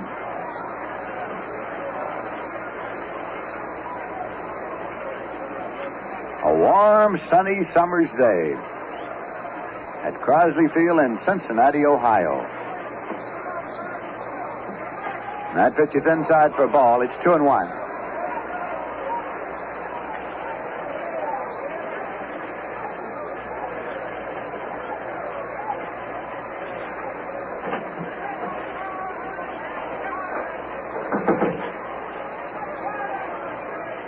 Harkness waiting for the 2-1 pitch. And it's high for ball, 3-1.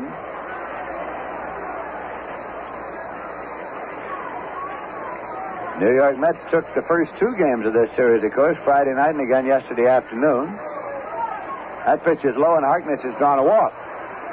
So the Mets get a base runner on the 4th base on balls issued by Maloney today. Shortstop Al Moran starts out. He's being called back toward the dugout. Now, Sammy Taylor is coming in from the bullpen area. Salihimas relaying word down there, and Taylor is being brought in, apparently to bat for Al Moran. With 2 men out, Harkness, of course, representing potential tying run on at first base. The Mets trail by 1. So Casey Stengel is going to make his change right now. He can afford to do that, of course, because he has Chico Fernandez, another shortstop, in the dugout. So it's Sammy Taylor announced now as batting for Al Moran. Moran was up twice. He singled to drive in a run at the top of the second.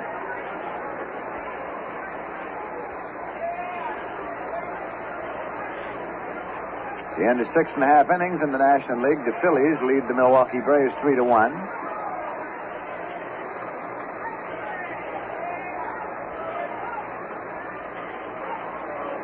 The end of 6.5 innings. The St. Louis Cardinals lead the Pirates by a score of 3-2.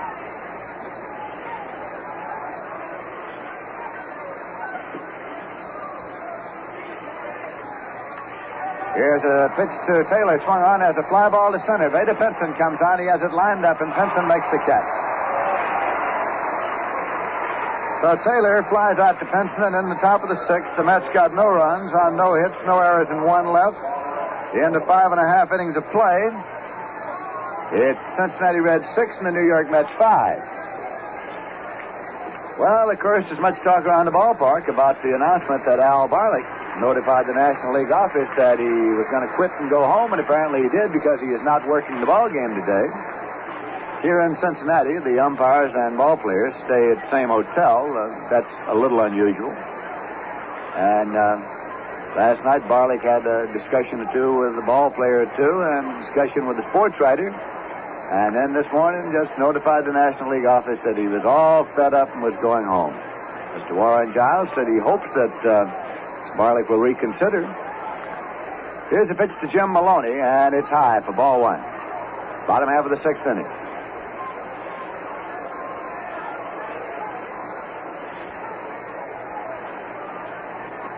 Maloney's left-hand batter, and this pitch is a fastball in there for a called strike. Galen Cisco working in relief of Al Jackson. Jackson was a little unsteady from the start today, but here's a pitch swung on. It's a ground ball to shortstop, taken by Chico Fernandez, and he plays on over just in time. Ed Vargo almost called him safe, and then went to the outside.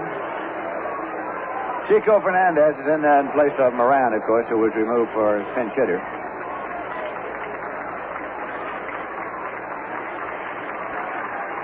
Maloney gets a hand as he goes back to the dugout. Pete Rose coming up. Pete is a switch hitter, so he's batting left here against right-handed Galen Cisco. And that pitch is outside for a ball.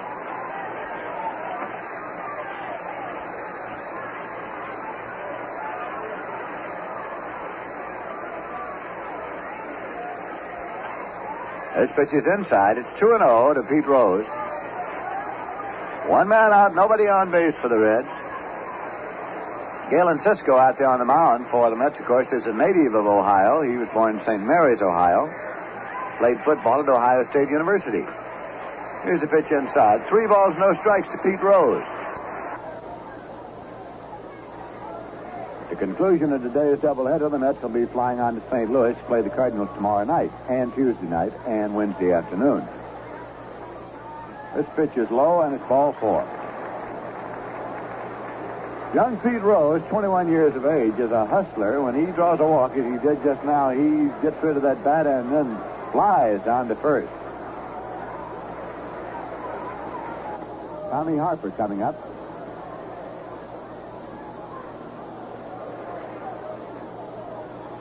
Harper is nothing for 1, a sacrifice and hit by pitch ball today.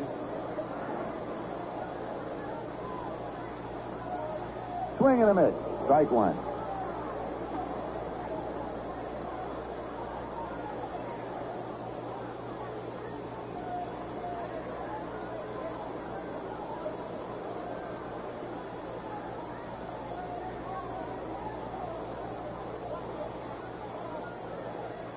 Pitch is outside, and it's 1-1.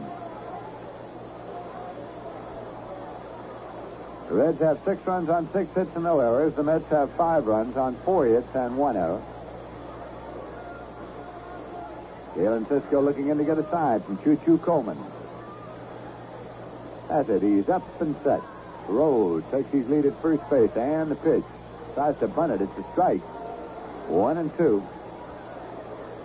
He squared, bunted at the ball. Zips on through to the big glove of Choo-Choo. It's 1 ball and 2 strikes.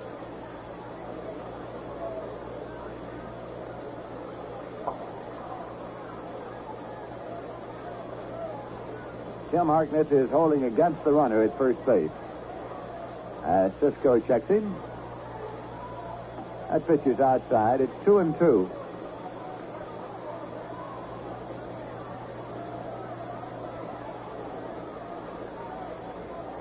We'll be on the air tomorrow night from St. Louis.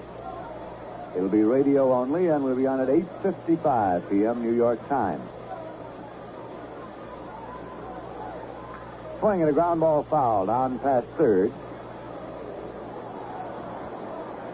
Fine Sunday afternoon crowd here at Crosley Field. The Reds and the Red fans figuring they'd had just about all the New York Mets they wanted. Coming into today's game, the season series between the two teams stood all even. The Mets had won 5 and the Reds had won 5. The Mets came in here Friday night. The Reds were 2.5 games out of first place. Starting play today, they're 4.5 games out of first place.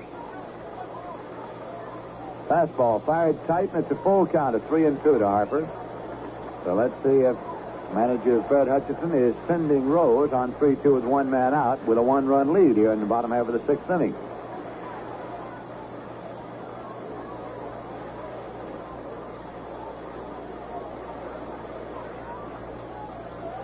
The American League at the end of 6 innings, the Yankees 4 and the Tigers nothing. Rose takes his lead, and he's running. Has a swing and a miss, and the throw to second, and Rose is safe at second base. Ron Hutt got the ball, didn't get it on him, and he protests mildly, but it's a stolen base for Pete Rose. A strikeout credited to Cisco as Tommy Harper swung on the 3-2 pitch and missed. That's Cisco's first strikeout. Veda Pinson coming up with a runner at second, 2 men out. Pinson is a left-hand batter.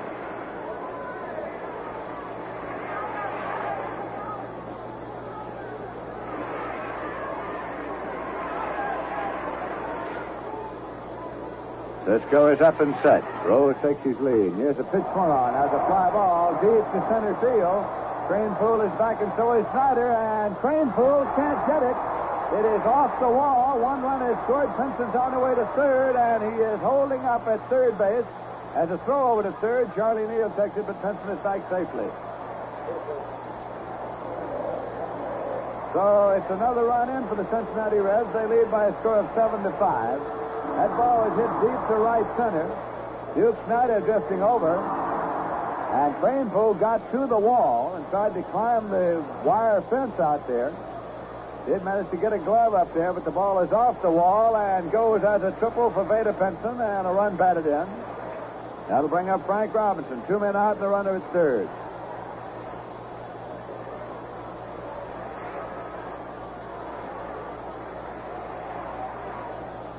So the Cincinnati Reds widen their lead to 2 runs here.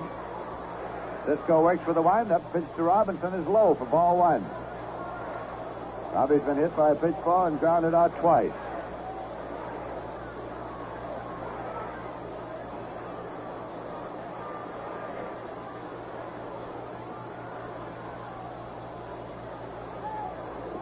Again, Cisco with the pitch, and it's low and away for a ball. 2-0.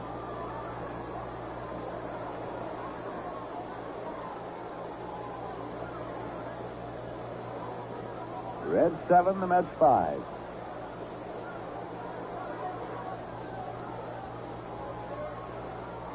Cisco getting his sign. And this pitch is inside. It's 3 balls, no strikes to Frank Robinson.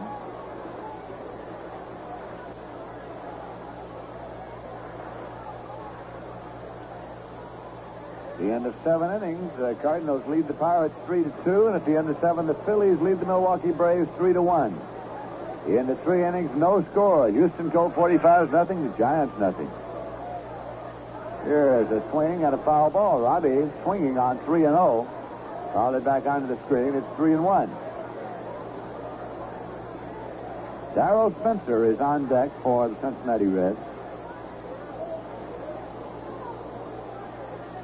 How about that no-hitter that Juan Marichal threw at the Houston Colt 45s yesterday and shutting them out 1-0. That's the third no-hitter in the National League this year. Don Nottebart, Sandy Koufax, and Juan Marichal. Ground ball to the left side. Taken by Moran deep. The throw to first and in time. It's Fernandez deep. I beg your pardon.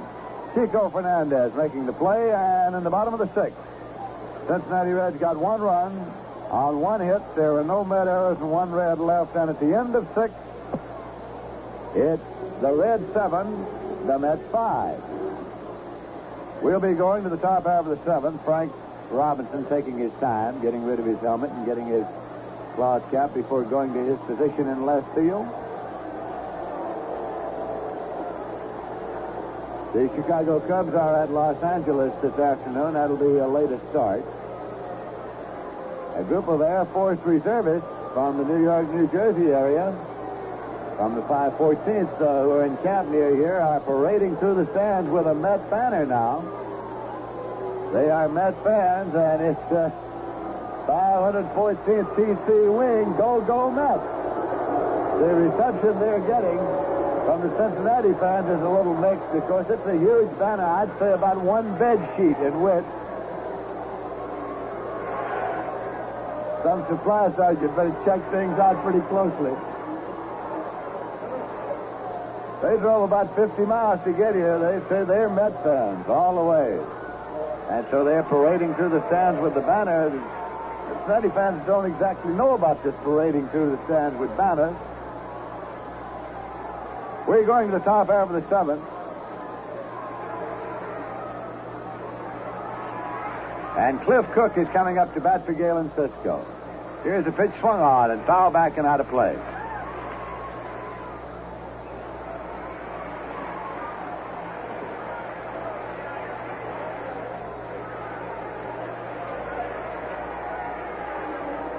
Larry Bernard is warming up in the Met bullpen. Here's a pitch to Cook outside for a ball.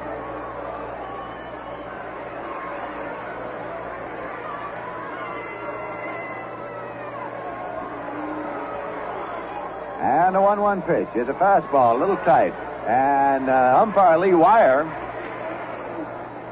indicating that it may have ticked his bat as he rocked back. And that's what he says. 1 ball and 2 strikes. So the scoreboard count will have to be changed. Lee Wire indicating that as the tight pitch rocked Cook out of there, it barely ticked off the bat handle. So it's 1 ball and 2 strikes.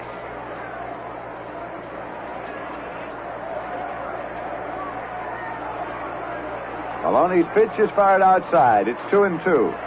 The Mets trail by 2 runs in the top half of the 7th inning. The second game here today, left-hander Jim O'Toole, the winningest pitcher of the Reds, will be on the mound for them, and Roger Craig will pitch for the Mets. Swing and a miss, and Cook is out swinging. Strikeout number 8 for Maloney. Maloney has the season's high in strikeouts in the National League. He struck out 16 Milwaukee Braves on May 21st. He struck out 12 New York Mets previously this year. Charlie Neal's coming up. Charlie had a home run yesterday. Today he's nothing for 3.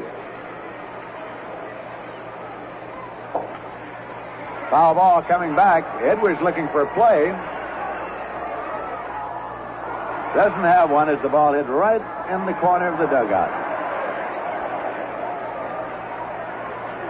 So Johnny Edwards comes out to reassume his position behind the plate. Through 6 innings, the Cincinnati Reds with 7 runs. On 7 hits and no errors, the Mets with 5 runs. On 4 hits and 1 error. The Mets have had 1 home run in this game today. Frank Thomas had a 2-run home run in the top of the 3rd. Here's a swing and a base hit up the middle for Charlie Neal. Vada Pinson up with the ball, relays it in, and Neal has singled to center. So with 1 man out now, Choo-Choo Coleman's coming up.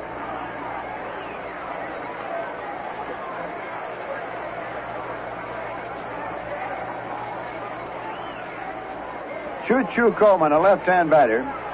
Nothing for 3 today.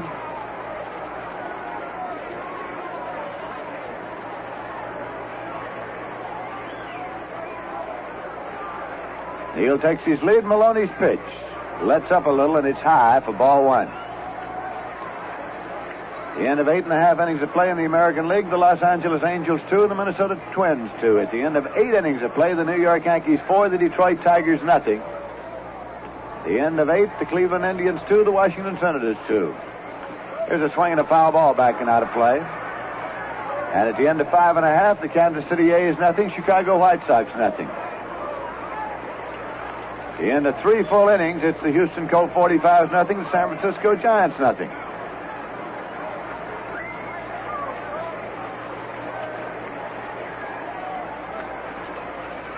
Here's a swing and a fly ball down the left field line, going foul, curving on over into the stands and out of play. It's 1-2.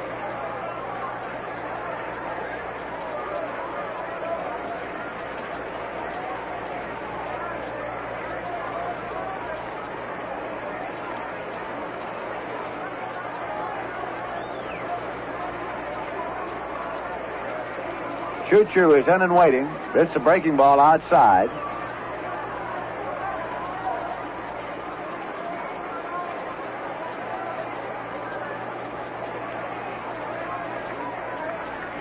Cincinnati Reds 7 and the New York Mets 5.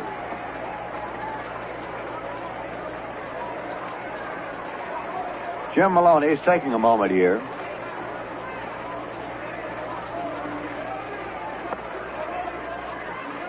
Now he's set to work, and here's a pitch swung on. It's a fly ball to right, but Tommy Harper's right there, and he makes the catch.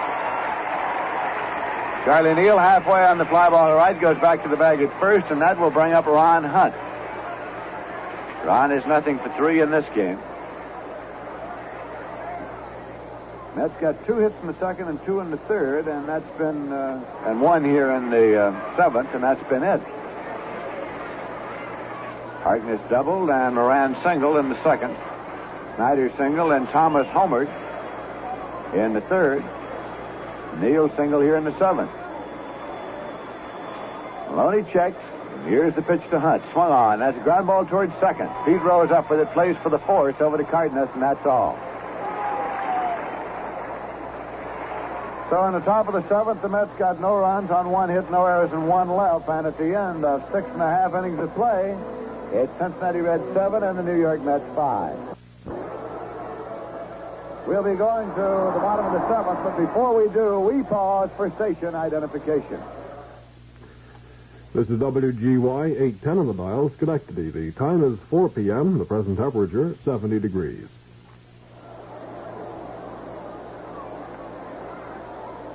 This is Lindsey Nelson with Ralph Kiner and Bob Murphy at Crosley Field in Cincinnati, and Larry Bernard is the pitcher in the ballgame now for the Mets. Darrell Spencer is up for the Cincinnati Reds, and here's the pitch.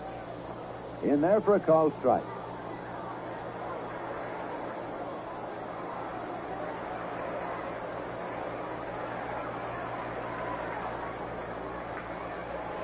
Here's a curveball. Hit a fly to left, and Frank Thomas is underneath waiting, and he makes the catch. Spencer, a slide out to left. Galen Cisco pitched 2 innings in which he allowed 1 run on 1 hit. He struck out 1 and he walked 2. And now it is Larry Bernard. Al Jackson is the pitcher of record for the Mets. Leo Cardenas up for the Cincinnati Reds.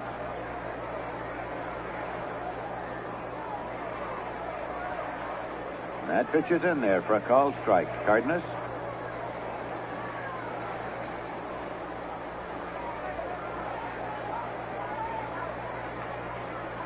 That pitch is tight. It's 1-1.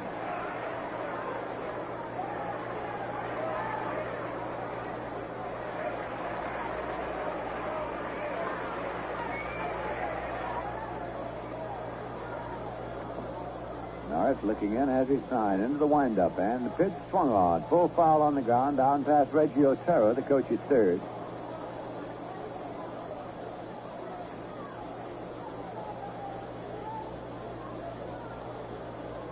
Boston Red Sox defeated the Baltimore Orioles 8-1 in the first game of their doubleheader today. Here's a swing and a foul ball to the right side now to play. 1-2 to Cardenas. Cardenas was thrown out of the ball game by Doug Harvey in the 9th inning of yesterday's game, and he was fined $50 by the National League office.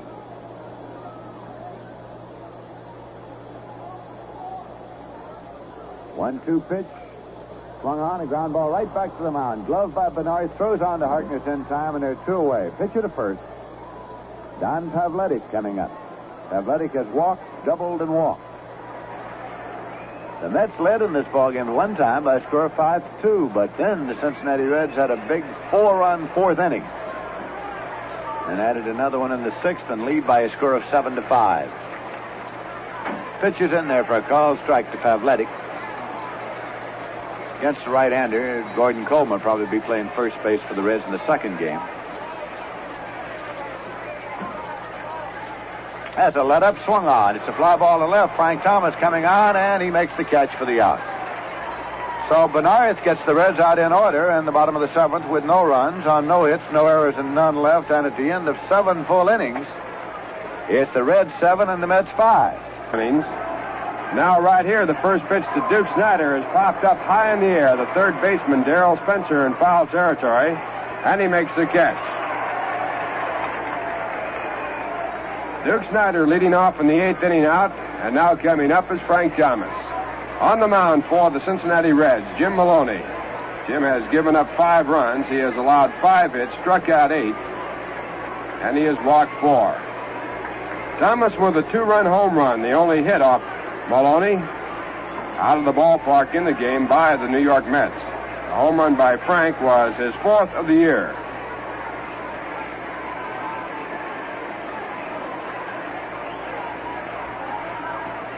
And the first pitch to Thomas is low for ball 1.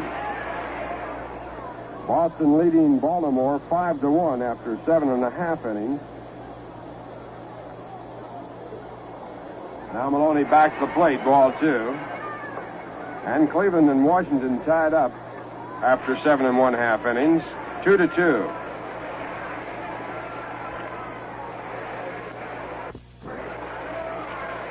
Jim Maloney with a fastball low, ball 3.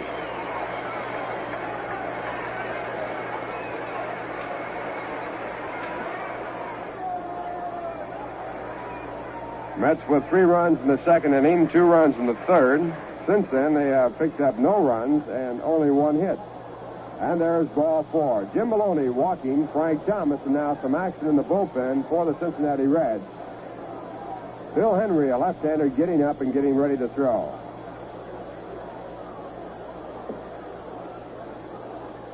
Maloney's 5th walk in the game. And with Frank Thomas at first base, Eddie Kranepool comes up. Ed is 0 for 3 against the right-hander. He has struck out and grounded out twice.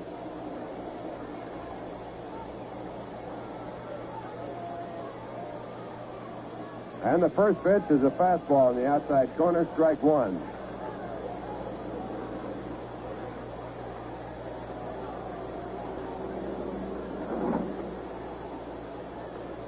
Cincinnati, 7 runs, 7 hits. The Mets have 5 runs and 5 hits. 1 out here in the 8th. There's a hard ground ball down to Leo Cardenas. He picks it up, races to second to beat the runner there, throws to first, a double play, and Leo Cardenas turning in another fine play for the Reds. He has done a job at shortstop here in this series that you could hardly describe. In the inning for the Mets, no runs, no hits, no errors, no one left. And the score at the end is 7.5 innings of play. The Reds 7, the New York Mets 5. You know, popularity like Rheingold has doesn't just happen. It's the result of millions of people agreeing that Rheingold has what they want in beer. A refreshing difference that they can recognize right off. And 2 little words tell you what the difference is. The 2 words, extra dry.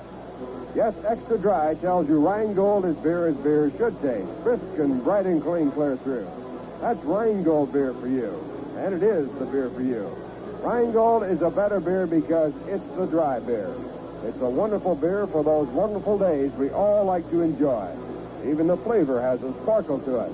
You'll find that out with your very first glass of Rheingold Extra Dry. So why not do it right now? Join the millions who say, my beer is Rheingold, the dry beer. Yes, sir. Think of Rheingold whenever you buy beer. Buy some the first chance you get. Discover the difference that dry makes. Ask for Rheingold Extra Dry Beer.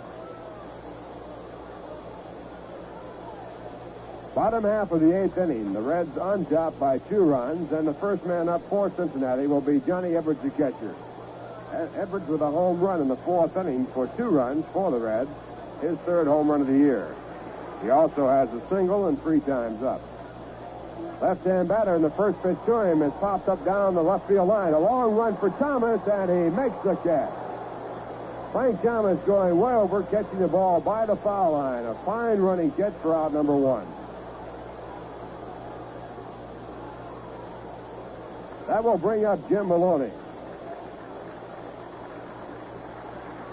Jim getting a hand from the crowd here in Crosley Field. A fine crowd on hand. He'll be batting officially for the 3rd time. He has reached once in a walk. Jim's a left-hand batter. After him, Pete Rawls. Larry Bernard, the pitcher on the mound for the Mets. Larry came in the game in the 7th inning. He has now retired 4 in a row. And the right-hander throws the first pitch in the dirt, ball 1. Al Jackson, the starting pitcher. Al went out on the losing side after giving up 6 runs in 4 innings. At one time in the game, Al had a 5-2 lead, but the Reds, with 4 runs in the bottom half of the 4th, took over the lead. 6-5, added 1 more run in the 6th. Here's a strike called. 1 ball, 1 strike.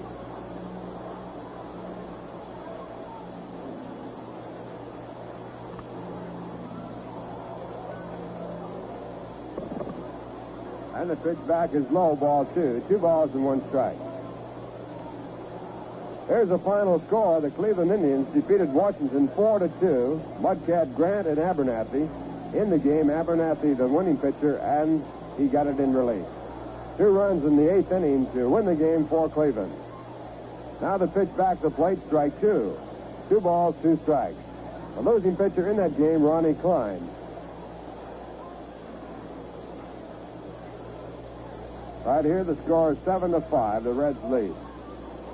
Now at 2-2, Bernard throws a changeup that's fouled away for a foul strike out of play, and the count holds at 2-2.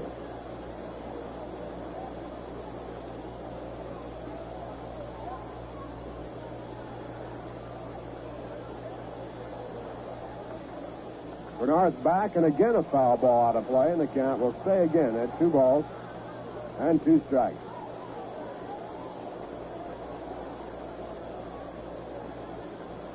Another final score, the Yankees win it on a shutout, a 3-hitter. Ralph Terry, the winning pitcher, the losing pitcher, bunting. The score 4-0, Yankees win. And now a fastball outside for ball 3. 3 balls and 2 strikes.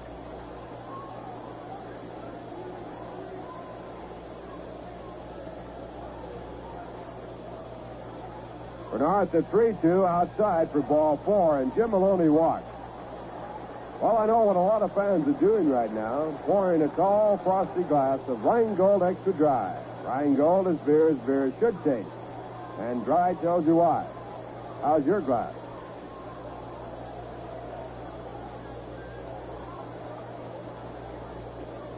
Jim Maloney at first base. He is not using the jacket. The temperature at game time, 76 degrees. It's a beautiful day for baseball. And now the batter, Pete Rawls, 1 out. Pete has scored 3 runs in the game. And he fouls the first pitch for strike 1.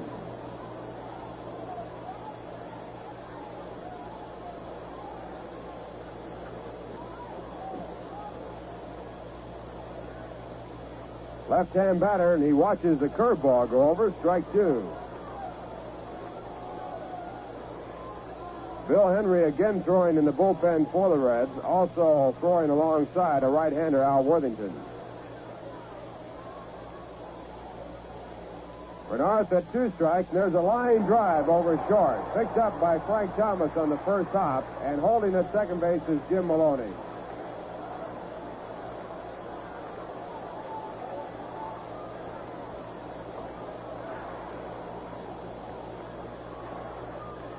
Runners now at first and second with one out.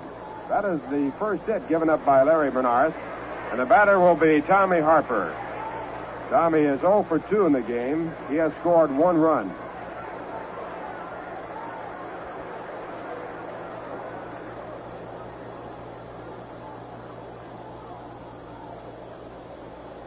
Harper, a right-hand batter. And he takes the curveball outside for ball 1. The Reds 7, the Mets 5. We're in the bottom half of the 8th inning.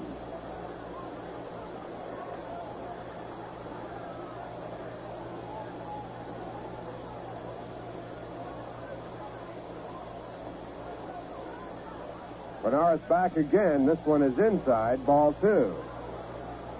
Ball knocked down by Choo-Choo Coleman. Runners holding at first and second. Jim Maloney at second base. Pete Rose at first. In the top of the 9th, the Mets will have Tim Harkness as their leadoff man, then Chico Fernandez. Then the pitcher's position scheduled up, and we'll wait and see whether or not Bernard would bat for himself. So the Mets will have their 7th, 8th, and 9th batters coming up in the 9th inning. There's a foul ball for strike 1. Fastball in the outside part of the plate, fouled off to the right. 2 balls, 1 strike.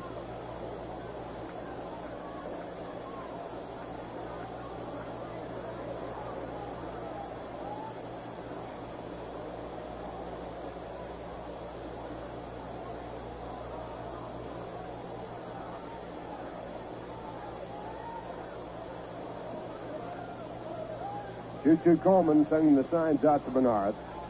And the pitch back, a check in the swing. The ball hit down to first base. Harkness comes up with the ball, throws to Fernandez at second, and he drops the ball. Holding at third base on the play, the pitcher, Jim Maloney, so the bases are loaded. The throw to Chico Fernandez might have been partially blocked by Pete Rose as he came over to the bag. The throw was not too bad. An error is going to be charged to Fernandez.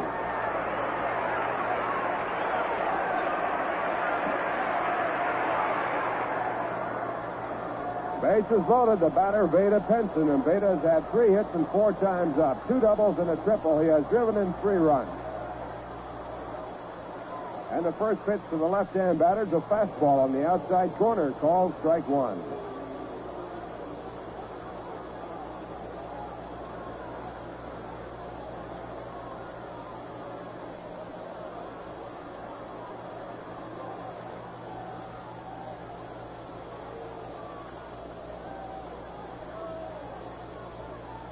Bernard's back to the plate. A curveball misses outside. 1 ball, 1 strike.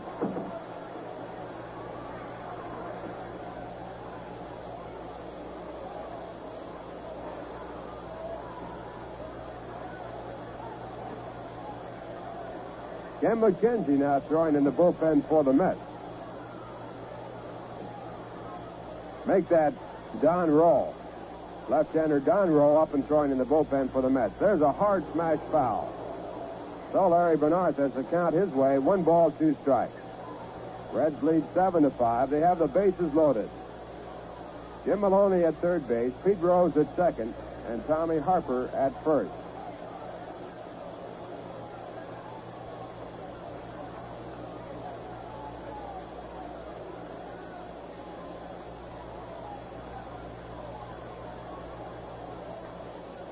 Bernard's a right-hander, looking for the sign. Now he goes into the windup, and here's the delivery. A swing and a miss. Strike 3. So Veda Pinson strikes out with the bases loaded, and now with 2 men out, it'll be Frank Robinson's turn.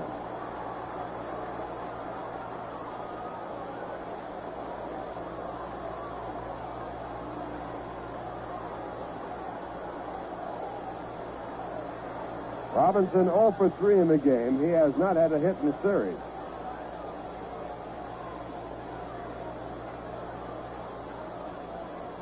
At game time, he was batting .266.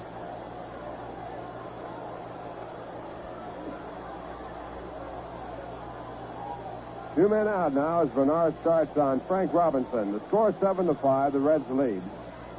We're in the 8th inning, and the first pitch is inside, a fastball, ball 1.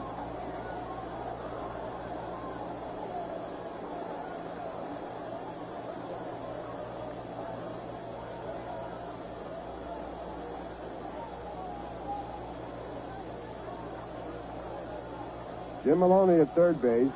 Pete Rose at second. Tommy Harper at first. And Bernards with his 1-0 delivery, a slow change of pace that misses up high.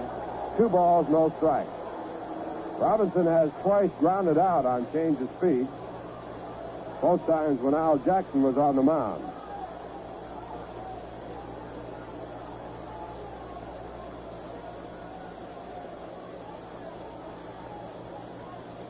Two balls, no strikes, and the pitch back to Robinson is a fastball, low, ball 3.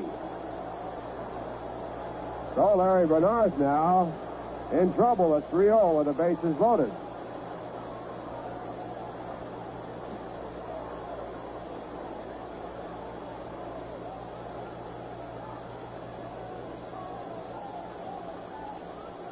Three balls, no strikes.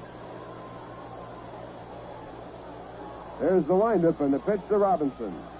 Low, ball 4, and that forces in a run. Coming in from third base, Jim Maloney, and the Reds now lead 8-5. Moving to third, Pete Rose. Down to second, Tommy Harper. And Robinson drives in his first run of the game. He now has 46 runs batted in. Well, I guess you can't really say he drove it in. He walked it in.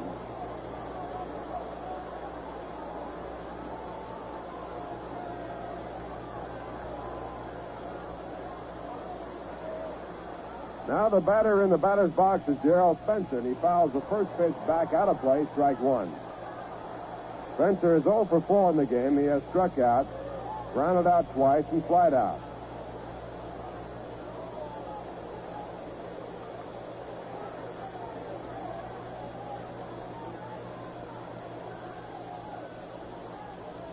Bernard's back with a change of pace that's low. 1 ball, 1 strike.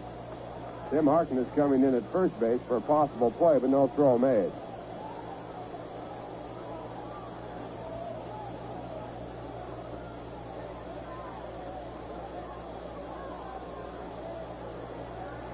One ball, 1 strike. And the fastball is on the inside corner, called strike 2. Nelson Matthews has hit a home run for the Chicago Cubs. And Johnny Padres, who started the game, is out of the game, and Ed Roebuck is in the first inning. The Cubs lead by at least 3-0.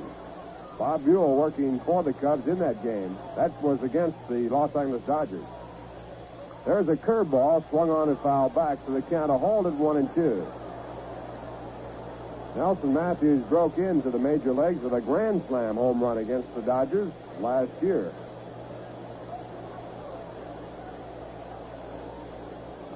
That won a game for the Cubs 5-0. Of course, he drove in 4 of the runs. 1 ball, 2 strikes. Bernards to Darrell Spencer, and it's low for ball 2. Bases still loaded. The Reds lead now 8-5 with a run here in the bottom of the 8th inning. Mets at one time had a 5-2 lead.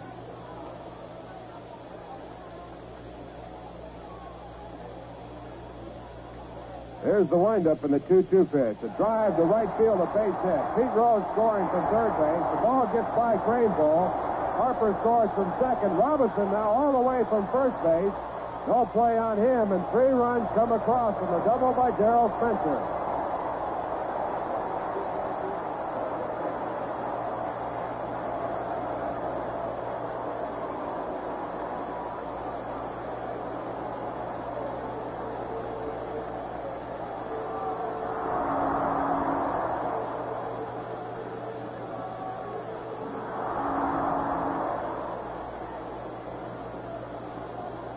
Spencer picking up his 19th, 20th, and 21st runs batted in, and we're going to have a change in pitchers. Reds have scored 4 runs in the inning, and they now lead in the ball game by 11-5 score, and that double by Spencer not only knocked Larry Bernards out of the box and brought in Don Rowe, it also sat the 2 pitchers down who were warming up. It'll give Jim Maloney a chance to go all the way. Bernards officially worked a total of 1 2/3 innings. Charged so far with 4 runs. He gave up only 2 hits. But in between, working in there, 3 walks. So the walks proving again to be a real tough thing to overcome for any pitcher.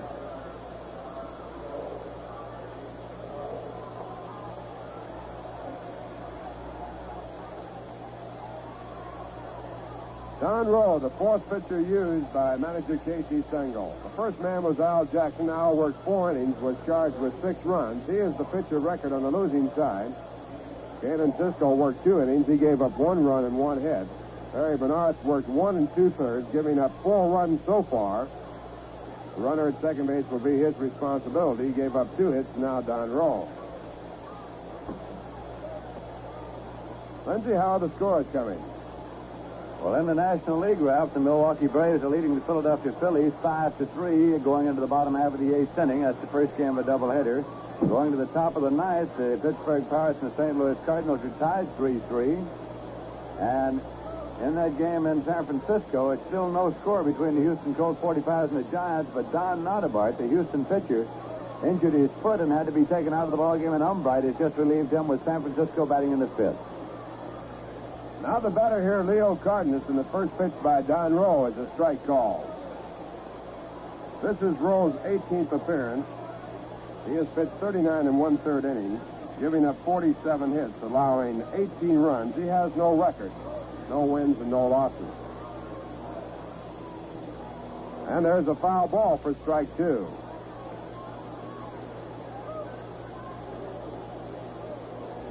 Reds 11 runs now, and they have a total of 9 hits in the game. Mets have 5 runs and 5 hits. That foul ball hit off of Choo-Choo Coleman, and now time has been called. Choo-Choo shaking himself all over, and he's okay.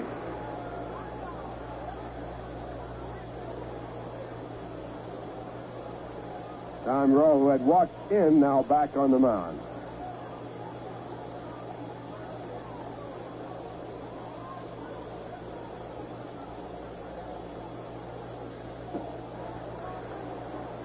Two-strike count on Leo Cardenas.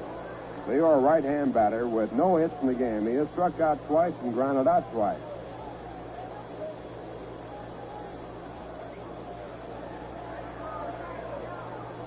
And Rowe with a pitch back to the plate gets the ground ball down to Neal. Neal comes up with it, goes across the diamond to Tim Harkness to retire the side. In the inning, the Reds score 4 runs on only 2 hits. There was 1 error. And 1 man was left on. And the score at the end of 8 innings of play, the Reds 11, the New York Mets 5.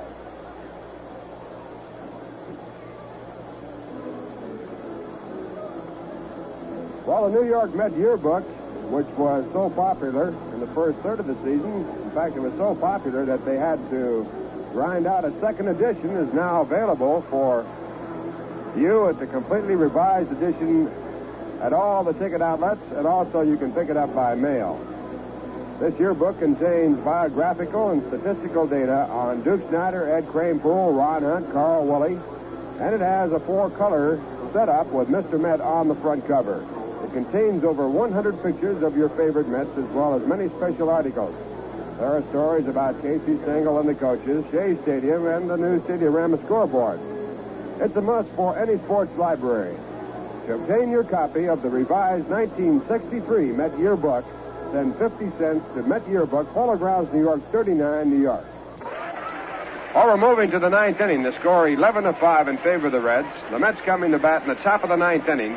And here to bring you the play-by-play is Lindsey Nelson. All right, Ralph. It'll be Tim Harkness coming up for the New York Mets. He has doubled to drive in 2 runs and walked twice in this game. Jim Maloney on the mound, trying to notch the 10th victory of the season for himself here. He was in trouble early, but straightened out. And here's the first pitch to Harkness. It's in there for a called strike.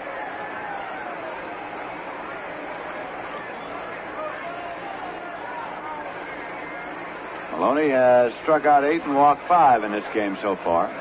Here's a swing and a foul ball coming back and out of play. It's a 2-strike count. Tim Harkness at the plate for the Mets in the top half of the 9th inning. In the second game here this afternoon, Roger Craig will pitch for the New York Mets. Jim O'Toole will pitch for the Cincinnati Reds.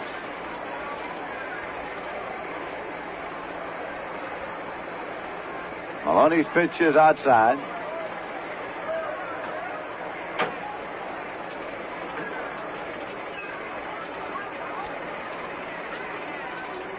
Chico Fernandez is on deck for the Mets. This pitch is inside. It's 2-2 now to Harkness.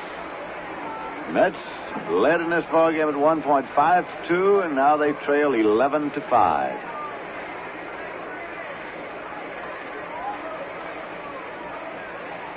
Jim Maloney with the pitch, swung on and missed. Strike three, strikeout number 9 for Maloney.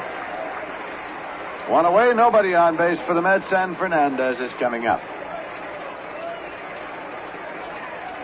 Al Moran started at shortstop today for the Mets. He was 1 for 2 and drove in 1 run. Sammy Taylor batted for Moran. In the top of the 6th inning, flied out to center, and then Fernandez came on to play shortstop. This is his first time up. It's in there for a called strike.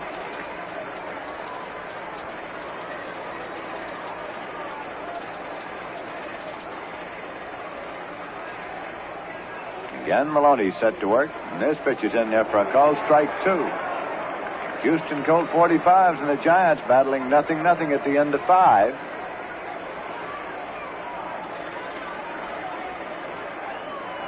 This pitch is breaking ball outside. He started to go and held up. It's 1-2.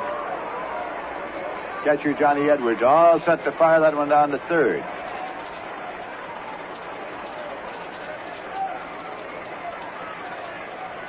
One man out, nobody on base for the Mets. Swinging a foul ball, back and out of play.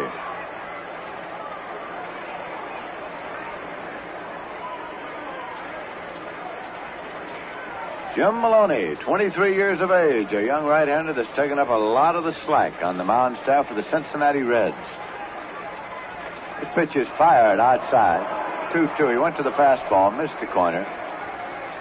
Lee Wire, the umpire, coming around to brush off the plate. He has a long way to bend over when he does that. He's 6 feet 6 inches tall.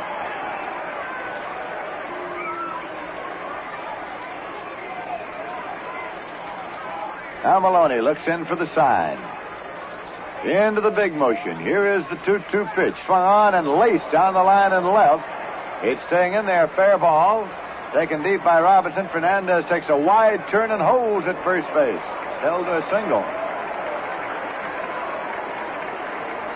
Now Jim Hickman is coming up to bat for Don Rowe. Right-hand batter Jim Hickman is batting for pitcher Don Rowe. I know that a lot of you right now are all set to pour yourself a tall, frosty glass of Rheingold Extra Dry, so go right ahead.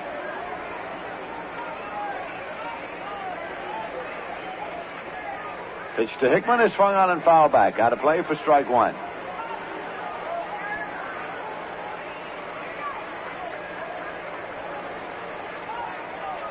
The Pirates and the Cardinals are going into extra innings, tied 3-3. Here's a pitch to Hickman. It's a fastball high and tight. 1-1.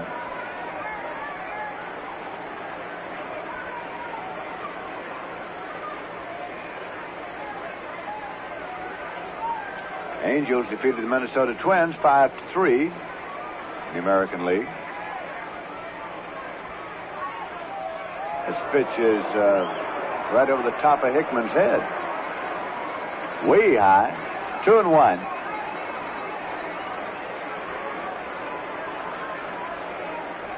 One man out and a runner at first for the Mets batting in the top half of the 9th inning. Mets took the first 2 games of this series. That pitch is a little tight. It's 3 balls and 1 strike. And the Mets started out today as they were going to take this one. Scored 3 runs in the second and 2 in the third. And at that point we're leading 5-2. But the Reds got 4 big runs in the bottom of the 4th to take the lead. And they've had the lead and have been lengthening it ever since. 3-1 pitch to Hickman is high. He walked him. And as Hickman goes to first, moving Fernandez to second, we pause for station identification. The time? WGY 810 on the radio dial, Schenectady. The time is 4:32. The present temperature, 70 degrees.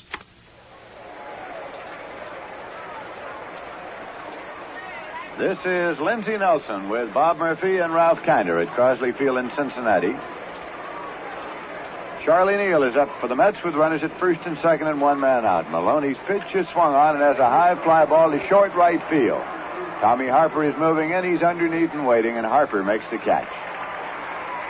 No advance. And that will bring up Choo-Choo Coleman. 2 men out. The Mets have had 6 hits off Maloney. He has struck out 9 and he's walked 6. As double barrel action right now. Al Worthington's a right-hander warming up for Cincinnati, and Bill Henry is the left-hander. Fastball turns Choo-Choo high and tight, and it's ball 1.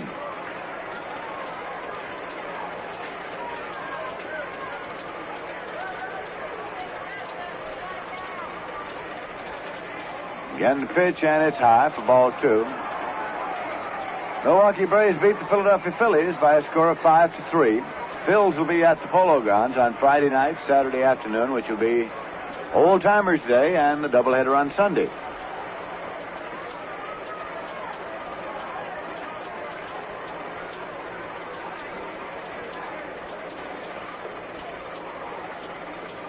And here's a pitch high to Choo-Choo. It's gone ball 3.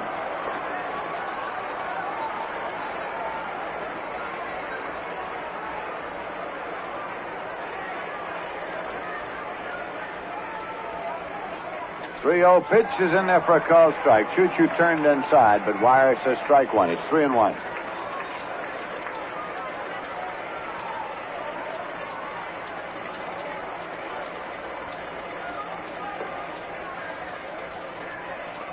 Pitch swung on. There's a ground ball. Taken at first base by Pavletic. Bobbles it, fields it, goes to first in time for the out, and this ball game is over.